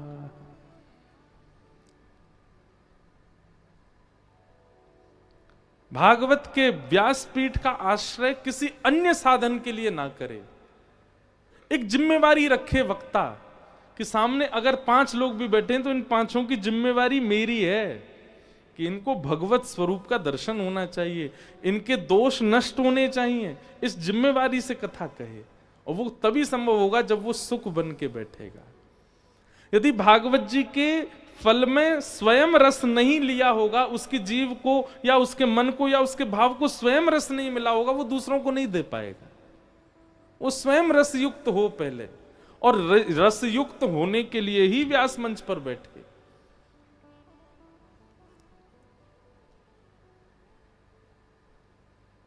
पिबत भागवतम रसमालयम मुहुरहो रसिका भुवि भावुका। पिबत भागवतम, भागवत सुनो नहीं, भागवत कहो नहीं, भागवत पियो। पिबत, यहां पीने का प्रयोग इसलिए किया गया कि पी हुई वस्तु असर दिखाती है। डिहाइड्रेशन हो गया हो तो पानी पियो, ठीक हो जाओगे। मदिरा पी लो, तुरंत आपकी चाल ढाली बता देगी पी के आए हो। दूध पी लो, छाछ पी लो, दही पी लो, लगातार पीते रहो, कुछ दिन में आपका जो शरीर है वो ये बता देगा हाँ भाई दूध पीते हो, बढ़िया। मतलब पी हुई वस्तु असर दिखाने लगती है, आपकी अंग प्रत्यंगों से ही दिखने लग जाता है कि आप कुछ सेवन करके आए हो। ठीक वैसे ही कथा आपके अंग से छलके प्रकट हो, दिखे, अनुभव हो जाए सामने वाले को कि कुछ तो है इनके पास। लोग बाग क्या करते, कथा तो सुनते हैं पर उनके अंग प्रत्यंगों से कभी अनुभव नहीं होता कि ये कभी सत्संगी भी रहे होंगे। आपके अंगों से, आपके व्यवहार से, आपकी चाल ढाल से सामने वाले को यह प्रस्तुत हो जाए कि नहीं आप सत्संगी हो।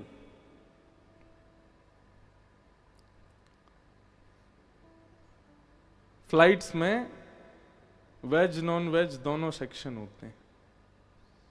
सबसे पूछा जाता है सर वेज और नॉन वेज, पर हम अपनी बता रहे हैं। हमको आज तक एयर होस्टेस ने पूछा ही नहीं नॉन वेज, वो वेज ही बोलती है। क्यों? वो रूप से हुलिया से ही समझ जाती है। हाँ, विदेशी हवाई जहाजों में तो बात अलग है, वहां तो पूछे ही लेते। वहां तो एक बार एक एयर होस्टेस ने मुझे टिश्यू पे, सर ब्लड आ रहा है आपके। मैंने ब्लड नहीं है, वो तिलक है। तो आपका स्वरूप, हमारे महाराज जी का स्वरूप देखो भाई। जिसने इनके साथ हवाई जहाज में सफर किया वो व्यक्ति सबसे लक्की है। महाराज जी कभी ना एयरपोर्ट पे मिलते हैं मेरे को। तो फ्लाइट में एक बार मैं इंदौर से आ रहा था वापस दिल्ली, तो जैसे ही मैं एयरपोर्ट में प्रवेश कर रहा, महाराज जी निकल रहे थे प्रस्थान से। तो मैंने जाके, मैंने महाराज जी कहाँ से आ रहे हैं? बोले बंबई से आ रहा हूँ। मुझसे बोले तुम कहाँ जा रहे हो? मैंने कहा दिल्ली जा रहा हूँ। चलो मैं भी चल रहा हूँ। मैंने आप अभी तो आए हो? बोले कोई नहीं, हमारा तो काम ही है, चलो। मैं टिकट, बोले वो मिल जाएगी। भीतर गए, वहां पे तो उनको सब जानते हैं, सारे एयर होस्टेस, सारे स्टाफ, चाहे दिल्ली एयरपोर्ट हो, मुंबई एयरपोर्ट हो, इंदौर एयरपोर्ट, सब जानते हैं महाराज जी को।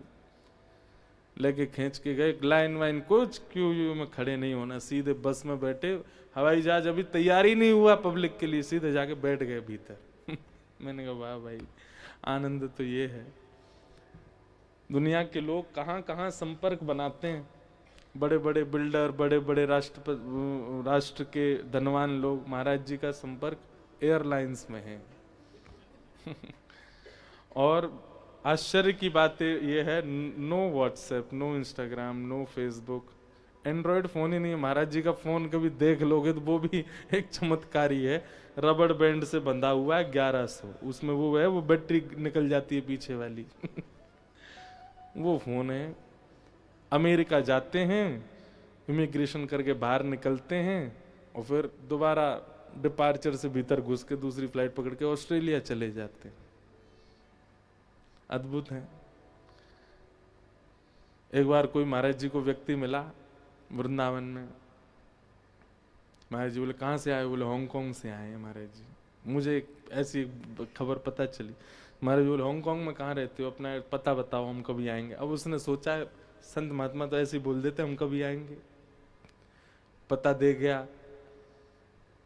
महाराज जी 2-4 दिन बाद ही पहुंच गए हांगकांग। उसके घर के बाहर जाके फोन लगाया, हाँ भाई कहाँ हो? बोले आप कहाँ हैं?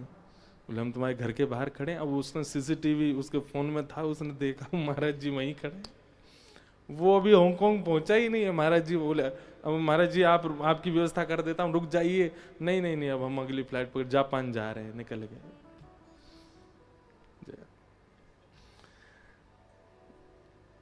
अब संसारी लोग इसको नहीं समझ पाएंगे शायद, पर दुनिया के लोग पेड़ के नीचे भजन करते हैं, नदी के तट पे भजन करते हैं, हिमालय पे भजन करते हैं, ब्रज में भजन करते हैं। महाराज जी आकाश में ही भजन करते हैं, तो इसलिए हवा में ही रहते हैं।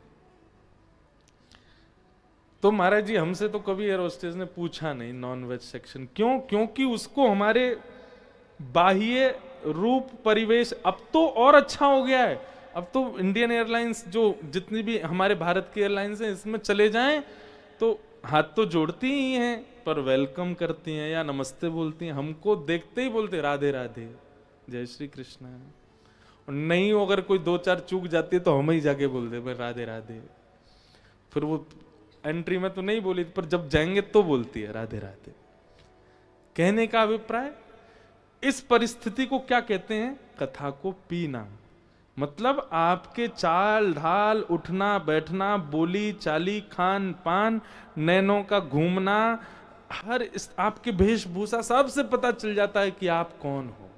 आप एक सत्संगी हो। आप नॉनवेज तो नहीं खाते हो। अरे महाराज कभी गोलगप्पे होते हैं ना, पानी के गोलगप्पे, इसकी दुकान पे चले जाएं तो रुक जाइए महाराज जी, पहले बर्तन साफ कर दूं, बढ़िया से धोएगा, बढ़िया सब बिल्कुल व्यवस्थित करके, फिर नया आलू निकालेगा, उसको मीट के बढ़िया मजा, अब खिलाऊंगा आपको। वो वाला नहीं, आपको पवित्र खिलाएंगे। क्यों? बाकी लोगों को देख करके भाई मर्सिडीज BMW से उतरने वालों को भी पवित्र खिला देते, पर उसकी भावना में क्या आया कि नहीं ये व्यक्ति, वो ज्यादा सत्संगी नहीं होगा, लेकिन उसको केवल उपस्थिति मात्र से यह अनुभव हो गया कि ये पवित्र हैं और इनको पवित्र ही देना है। हम ये नहीं कह रहे हैं कि आप भी हमारी तरह रह जाओ, पर हां आपकी किसी स्थिति में तो पता चलना चाहिए कि आप वैष्णव हो। आपका कोई व्यवहार तो ऐसा हो जो आपका परिचय देता हो। आपको एक बात आप सुनिएगा मेरी बहुत ध्यान से, इतने लोगों से आप सब लोग मिलते हैं, कामी व्यक्ति का परिचय हो जाता है, लोभी व्यक्ति का परिचय हो जाता है, ईर्ष्यालु व्यक्ति का परिचय हो जाता है, क्रोधी व्यक्ति का परिचय। 2 मिनट आप उससे बात करो, आपको परिचय हो जाएगा कि इसका कैसा व्यवहार है। लेकिन आप यहां 2 दिन से कथा सुन रहे हो, चलिए जाइए रोड पे, मैं पीछे कैमरा वाले भेजता हूं, कोई आपको पहचान जाए कि आप वैष्णव हो, कथा सुनते हो, आपसे परिचय नहीं हो पाएगा। क्यों? क्योंकि हम सुन रहे हैं, पी नहीं रहे। पिएंगे तो वो दिखने लगेगा, आपकी व्यवहार बोली में वो आने लग जाएगा। लोग बाग आपसे कहने लग जाएंगे कथा का असर हो गया भाई आप पे, अब आपका विचार व्यवहार बदल गया। कितने लोग ऐसे, वो जैसे बहुत छोटी छोटी चीजें, आप फोन उठाते क्या बोलते हो? हेलो। लेकिन आप फोन उठाते बोलते हैं कुछ भी भगवान नाम, हरिओम बोलो, जय श्री कृष्ण बोलो, जय श्री राधे बोलो, जय श्री राम बोलो, राम राम बोलो। 2-3 बार सामने वाले को अटपटा लगेगा, क्योंकि आज तक उसको ऐसा नहीं बोला है आपने, पर वो अंदाजा लगा देगा कि यार अभी कथा हुई थी इनके यहाँ पे, तब से जय श्री कृष्ण बोलने लगे। अब वो दूसरी बार जब फोन करेगा ना, तो वो आपसे पहले जय श्री कृष्ण बोलेगा, जय श्री कृष्ण कहाँ है। अब आपका केवल इतना सा व्यवहार आपका परिचय दे रहा है कि आप वैष्णव हो। किसी को बताना ना पड़े और आपका भगवान से संबंध सामने वाला अपने आप पहचान जाए, इसको कहते हैं कथा पीना। पिबत भागवतम रसमालयम, कथा पियो। कोई पिए रे पियाला राम रस का, कोई पिए रे पियाला राम रस का, कोई पिए रे पियाला कृष्ण रस का, कोई पियो रे पियाला कृष्ण रस का, कोई पिए रे पियाला राम रस का, कोई पियो रे पियाला राम रस का। ये प्याला मीरा ने चाखा, ये प्याला मीरा ने चाखा, ये प्याला मीरा ने चाखा, ये प्याला मीरा ने चाखा, सफल बनाई काया, सफल बनाई काया, है कोई पिए रे पियाला राम रस का, कोई पिए रे पियाला राम रस का, कोई पिए रे पियाला कृष्ण रस का, कोई पिए रे प्याला कृष्ण रस का। ओ ये प्याला सूरदास ने चाखा, ये प्याला सूरदास ने चाखा, बिन नैन हरि को पाया, बिन नैन हरि को पाया, नयन बिन हरि को पाया,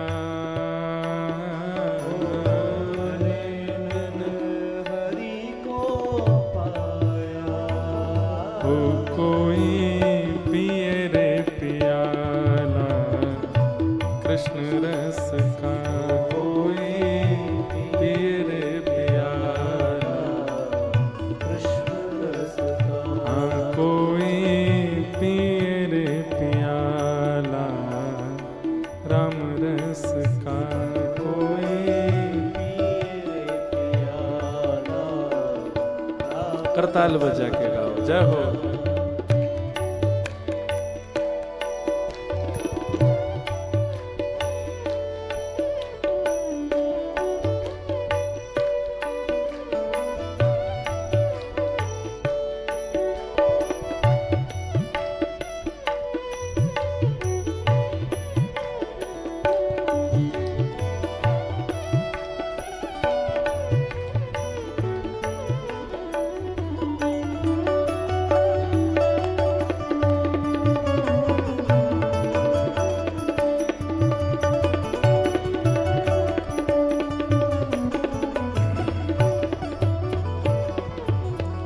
ये प्याला नरसी ने चाखा, ये प्याला नरसी ने चाखा, ये प्याला नरसी ने चाखा, ये प्याला नरसी ने चाखा, सांवरे सेठ को भाया,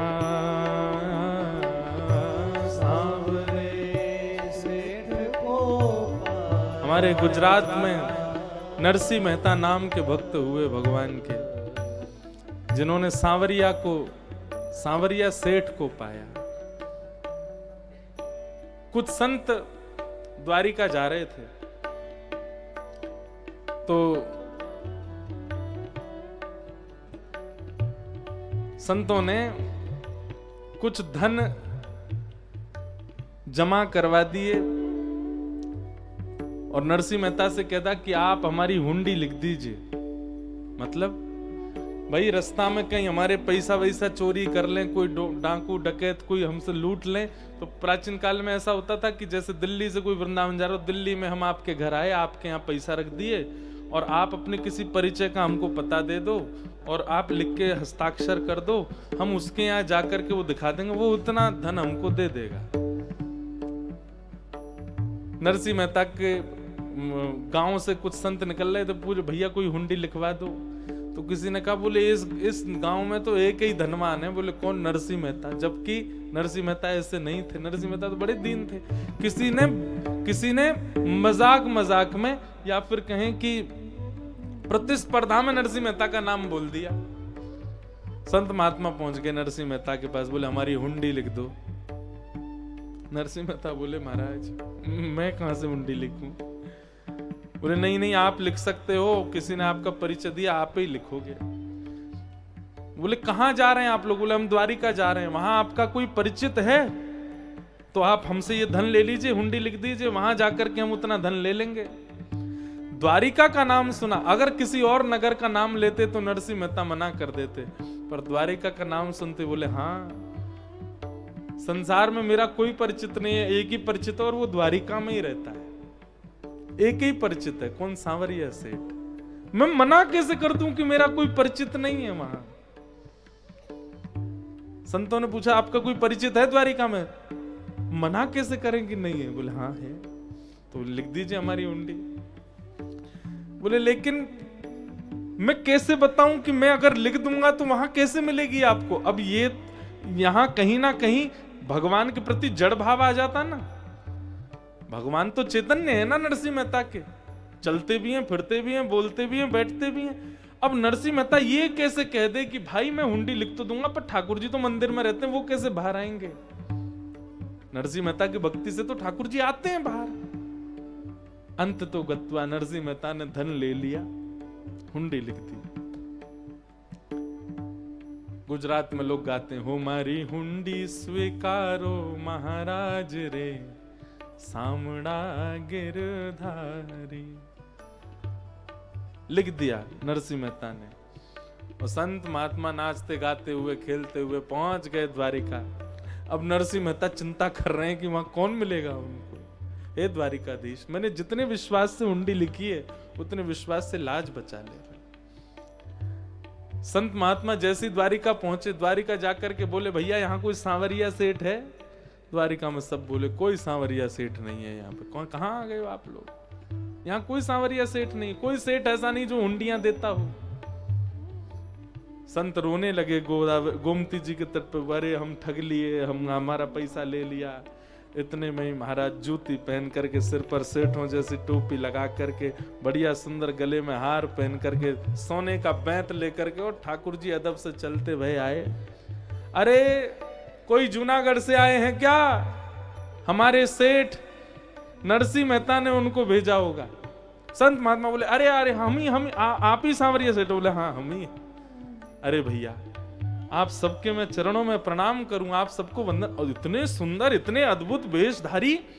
बोले आप हमको प्रणाम क्यों कर रहे? बोले क्योंकि मेरे सेठ जिनको मैं बहुत मानता हूं, ऐसे नरसिंह मेहता के आप सब लोग दर्शन करके आए, इसलिए मैं आपको प्रणाम कर रहा हूं।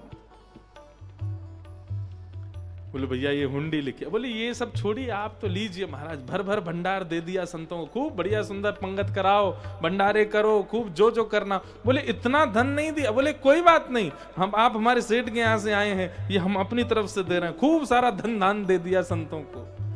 महात्माओं ने महाराज झरा भंडारा किया द्वारिका में। बोले भैया एक बार जाते जाते नरसिंह मेहता को प्रणाम तो करेंगे। क्या बढ़िया उनके सेवक हैं ये सांवरिया सेठ। लौट करके सब संत गए और नरसिंह मेहता के पास जाकर के लिपट गए नरसिंह मेहता जी से। नरसिंह मेहता बोले, भगवान आपको मिला कोई, कुछ हुआ? बोले कुछ मिला? अरे इतना मिला कि पूरी द्वारिका नगरी को जरा भंडारा कर दिया, तब भी कम पड़ गया हमारा। तुम्हारे भैया वो सेवक बहुत बढ़िया। बोले मेरे सेवक कौन? बोले सांवरिया सेठ जिनका तुमने बताया था। नरसिंह मेहता समझ गए, बोले ठाकुर जी आए। बोले वो हमारे चरणों में गिर गए कि तुम हमारे सेठ नरसिंह मेहता के यहां से आए हो। नरसिंह मेहता को सुन के बहुत पीड़ा हुई। नरसिंह मेहता बोले रूप बता दीजिए कैसा था? बोले ऐसी टोपी पहन रखी थी, बढ़िया हाथ में सोने का बैंत था, आहा ऐसे जड़ाऊदार जूतियां थी, ऐसे वस्त्र थे, आदि आदि। सुन सुन के नरसिंह मेहता रोते जा रहे। सब संत बोले क्या हुआ? बोले अब मैं कैसे बताऊं आपको कौन आया था? साक्षात द्वारिकाधीश आए थे हुंडी भरने के लिए। ये प्याला नरसिंह ने चाखा, ये प्याला नरसिंह ने चाखा, सांवरे सेठ को भाया, सांवरे सेठ को पाया। ओ कोई पिए रे प्याला कृष्ण रस का, कोई पिए रे प्याला कृष्ण रस का, हाँ कोई पिए रे प्याला राम रस का, कोई पिए रे प्याला राम रस का, कोई पिए रे प्याला कृष्ण रस का, कोई पिए रे प्याला कृष्ण रस का, हाँ कोई पिए रे प्याला राम रस का, कोई पिए रे प्याला कृष्ण रस का। पिबत भागवतम रसमालयम मुहुरहो रसिका भुवि भावुका। कथा सुननी नहीं है, सुनी हुई बातें भूल जाई जाती है, कथा तो पीनी है।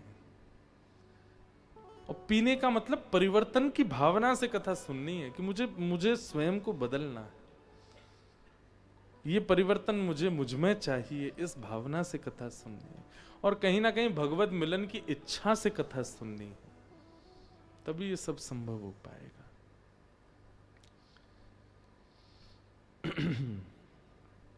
पिबत भागवतम रसमालयम मुहुर्हो रसिका भुवि भावुका।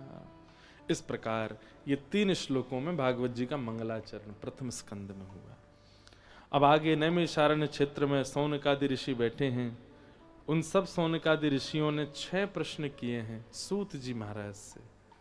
किम श्रेय शास्त्र सारः क स्वावतार प्रयोजनम, किम कर्म के अवतारश्च धर्मः कम शरणम गतः। किम श्रेय, पहली बात, भगवान के अवतार का श्रेय किसको जाता है? भक्तों के लिए ठाकुर जी आते हैं कि राक्षसों को मारने आते हैं? दूसरा प्रश्न, शास्त्रों का सार क्या है? हिंदू वैदिक सनातन धर्म में इतने सारे शास्त्र हैं, इन सब का निचोड़ क्या है? तीसरा प्रश्न, स्व अवतार प्रयोजनम, भगवान के अवतार का प्रयोजन क्या है? ठाकुर जी धर्म रक्षा के लिए आते हैं, धर्म स्थापना के लिए आते हैं, या फिर भक्तों को दर्शन देने के लिए आते हैं? और दूसरी बात, ठाकुर जी का प्रयोजन इसलिए हम जानना चाहते हैं कि वो कभी तो मानव बन के आ जाते हैं, और फिर जब मानव बन के सब कर ही सकते हैं तो फिर ये कूर्म बन के, सूकर बन के, बराह बन के, नृसिंह बन करके क्यों आते? ठाकुर जी जब एक मानव रूप में सब लीलाएं करने के संपन्न होते हैं तो फिर ठाकुर जी जानवरों के रूप में क्यों आए हैं? कई बार मत्स्य, कूर्म, बराह, ये सब रूप ठाकुर जी के क्यों हैं? फिर किम कर्म, ठाकुर जी के कर्म क्या है? उनको तो कर्म का बंधन होता नहीं, हम लोगों को होता है, इसीलिए हमको करना पड़ता है। आज सुबह अगर आपने भोजन नहीं किया तो ये आप अपने किसी कर्म के बंधन का फल भोगे हैं। अगर आप गिर गए हैं, कहीं लग गई है चोट, परिवार में पीड़ा आई है, तो ये कोई कर्म बंधन है। ठाकुर जी का तो कोई कर्म बंधन नहीं होता, तो फिर वो कर्म क्यों करते हैं पृथ्वी पे आके?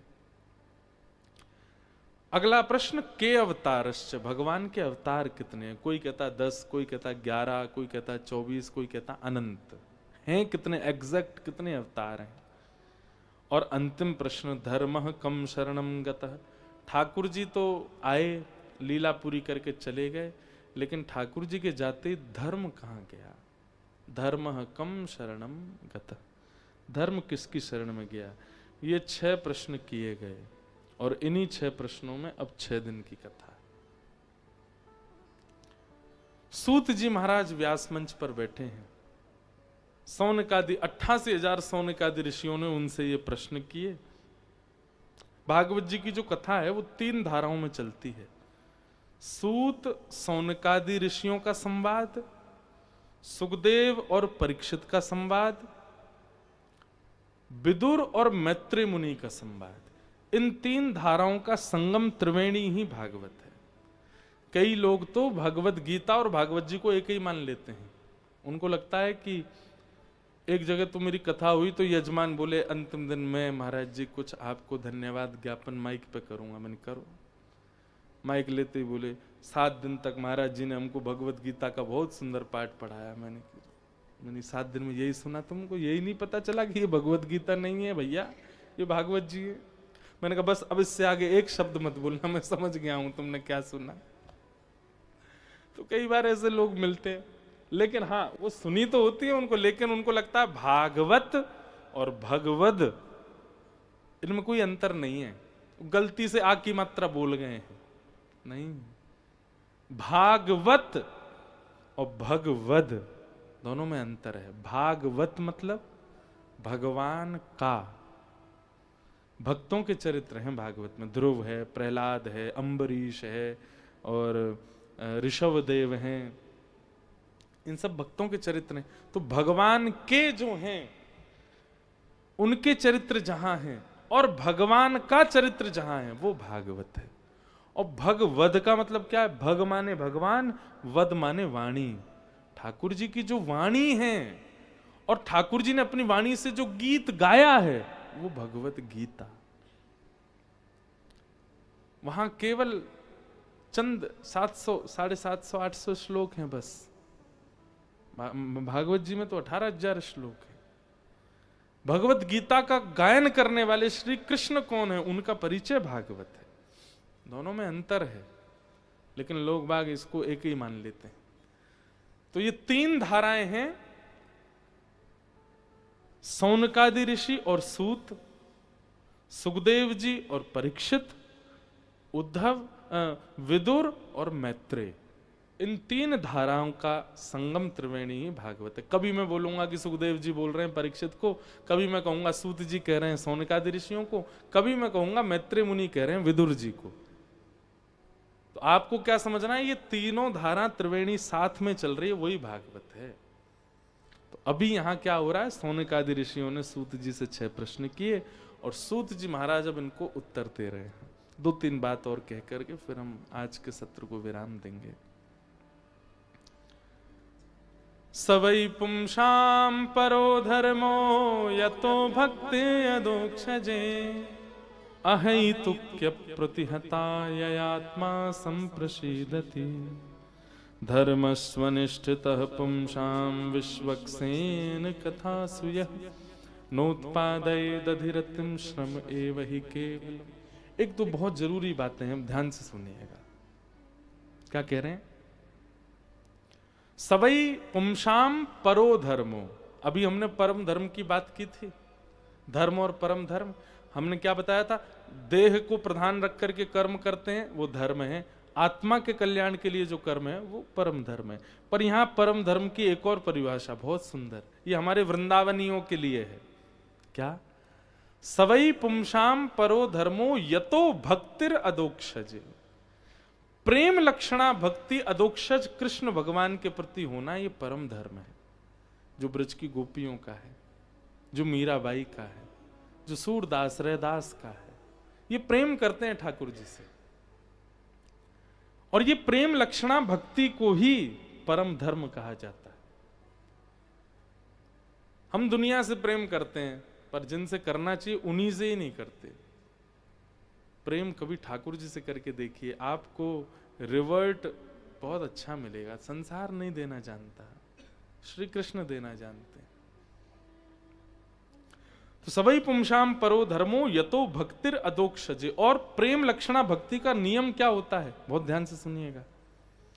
एक तो होता है भक्ति और एक होता है प्रेम लक्षणा भक्ति। भक्ति में क्या होता है, अगर आपके साथ कुछ अनुचित हुआ, मान लीजिए आप कहीं जा रहे थे किसी काम से और काम नहीं बना, तो आप क्या ठाकुर जी पे अविश्वास कर लोगे? ठाकुर जी सुनते नहीं है मेरी, मेरा काम नहीं होने दिया। मैं कितने दिन से प्रार्थना कर रहा था, कितने मैंने बेलपत्र चढ़ाए शंकर जी पे, कितने हमने अभिषेक किए, कितने संतों को ब्राह्मणों को दक्षिणा बांटी मैंने, फिर भी मेरा काम नहीं बना। ये अविश्वास प्रकट किसके चित्त में होता है? कहीं ना कहीं भक्त के चित्त में हो जाएगा, पूजा करने वाले के चित्त में हो जाएगा। पर प्रेमी भक्त का स्वरूप कैसा है? कोई काम के लिए गया, नहीं बना तो वो हंसेगा, जरूर इस काम में मुझको आगे चल के बहुत बाधा आनी थी, इसलिए ठाकुर जी ने बनवाया ही नहीं।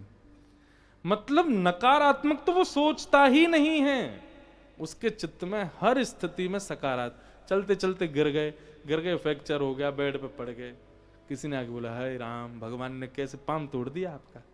वो उत्तर क्या दे रहा है? नहीं, मैं बहुत दिन से भाग दौड़ कर रहा था, ठाकुर जी को लगा बेटा तू कुछ दिन आराम कर ले, तेरा पांव तोड़ूं तभी आराम करेगा तू, नहीं तो नहीं करेगा। हर चीज में वो सकारात्मक है। अनुकूल पत्नी मिल गई, बहुत अच्छी बात। प्रतिकूल मिली, आहा ठाकुर जी बहुत ही ज्यादा प्रसन्न है, इसीलिए बिल्कुल उल्टी पत्नी दी है मुझको। क्यों? बोले अनुकूल होती तो इससे भी प्रेम हो जाता मुझको, लेकिन प्रतिकूल दिए तो इसके पक्ष का प्रेम भी ठाकुर जी को ही जाएगा, इसीलिए प्रतिकूल दे रहे। मतलब वो नेगेटिव तो सोच ही नहीं सकता। हर स्थिति, हर परिस्थिति, हर व्यवहार, हर वस्तु, हर चीज को ठाकुर जी से जोड़ के रहेगा।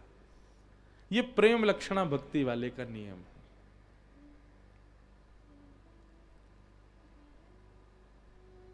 नहीं तो नकारात्मक सोचने वाले तो छींक आ गई अभी मत जाओ, पानी पियो पहले। मौन बज रहा अभी मत जाओ।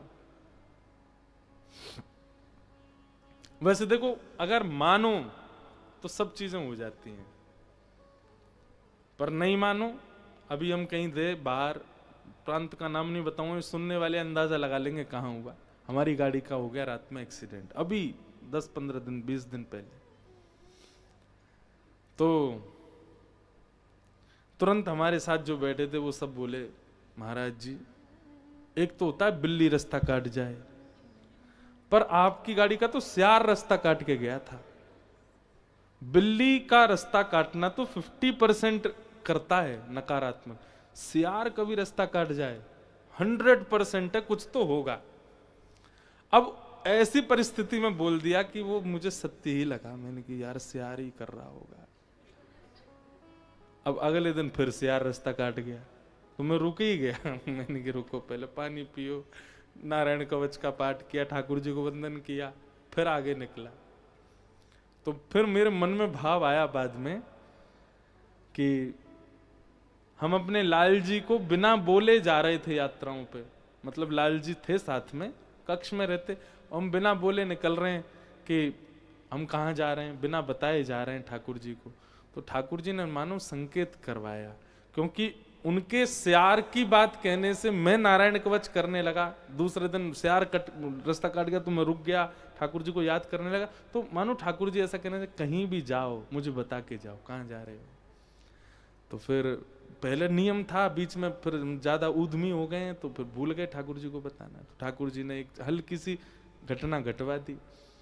अब फिर वही हो गया, अब ठाकुर जी को बता के जाते हैं, ठाकुर जी इतने बजे का हमारा हवाई जहाज है, इतने बजे उड़ेंगे, इतने बजे खजुराहो पहुंचेंगे, वहाँ ये सब क्रिया करेंगे, इतने बजे वहाँ से वापस आएंगे, आते ही आपसे मिलने का प्रयास करूंगा, लेट हो गया तो सीधे मंच पे जाऊंगा।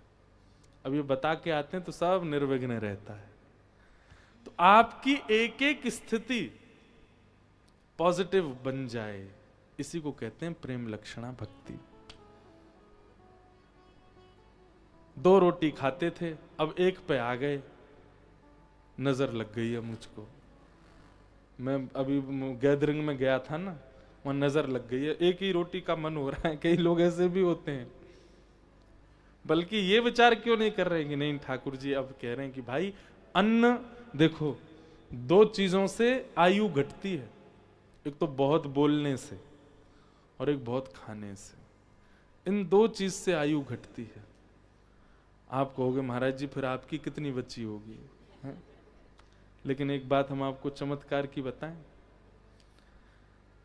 कथा कहना इसको मौन ही माना जाता है, इसको बोलना नहीं माना जाता। हम जितनी देर आपको कथा सुना रहे हैं उतनी देर मेरा मौन ही काउंट होगा। बोलना कब माना जाता है? जब वो व्यवहार और संसार की चर्चा में चला जाए, उतनी देर बोलना माना जाता है। तो बोलने से और खाने से, इसीलिए व्रत भी 2 ही हैं, अन्न व्रत और मौन व्रत। 2 चीजों को परहेज दो ताकि आयु बढ़े। तो ठाकुर जी ने अन्न कम करवा दिया तो नजर नहीं लगी है। ठाकुर जी कह रहे हैं लाला ने अपनी उम्र बचा ले, थोड़ा कम खा, इसलिए 1 में ही पेट भर रहा है। तो नकारात्मक नहीं, सकारात्मक हर स्थिति में सोचना, यह प्रेम लक्षणा भक्ति है और यही परम धर्म है। लो, पिछली जो हमने परिभाषा बताई उसको भूल जाइए, इसको याद रखिए। हर स्थिति को सकारात्मक मान करके जीना, यही परम धर्म है। मेरे साथ जो हो रहा है, जो भी हो रहा है, वो सब ठाकुर जी कृपा करके कर रहे हैं। चाहे वो भलाई है चाहे वो बुराई है, सब ठाकुर जी कृपा कर रहे हैं। अगर मेरा सब छूट जा रहा है तो भी ठाकुर जी की कृपा, और बहुत मिल जा रहा है तो भी ठाकुर जी की कृपा। ऐसी स्थिति जिसकी हो जाए, परम धर्म का निर्वहन कर रहा है वो व्यक्ति।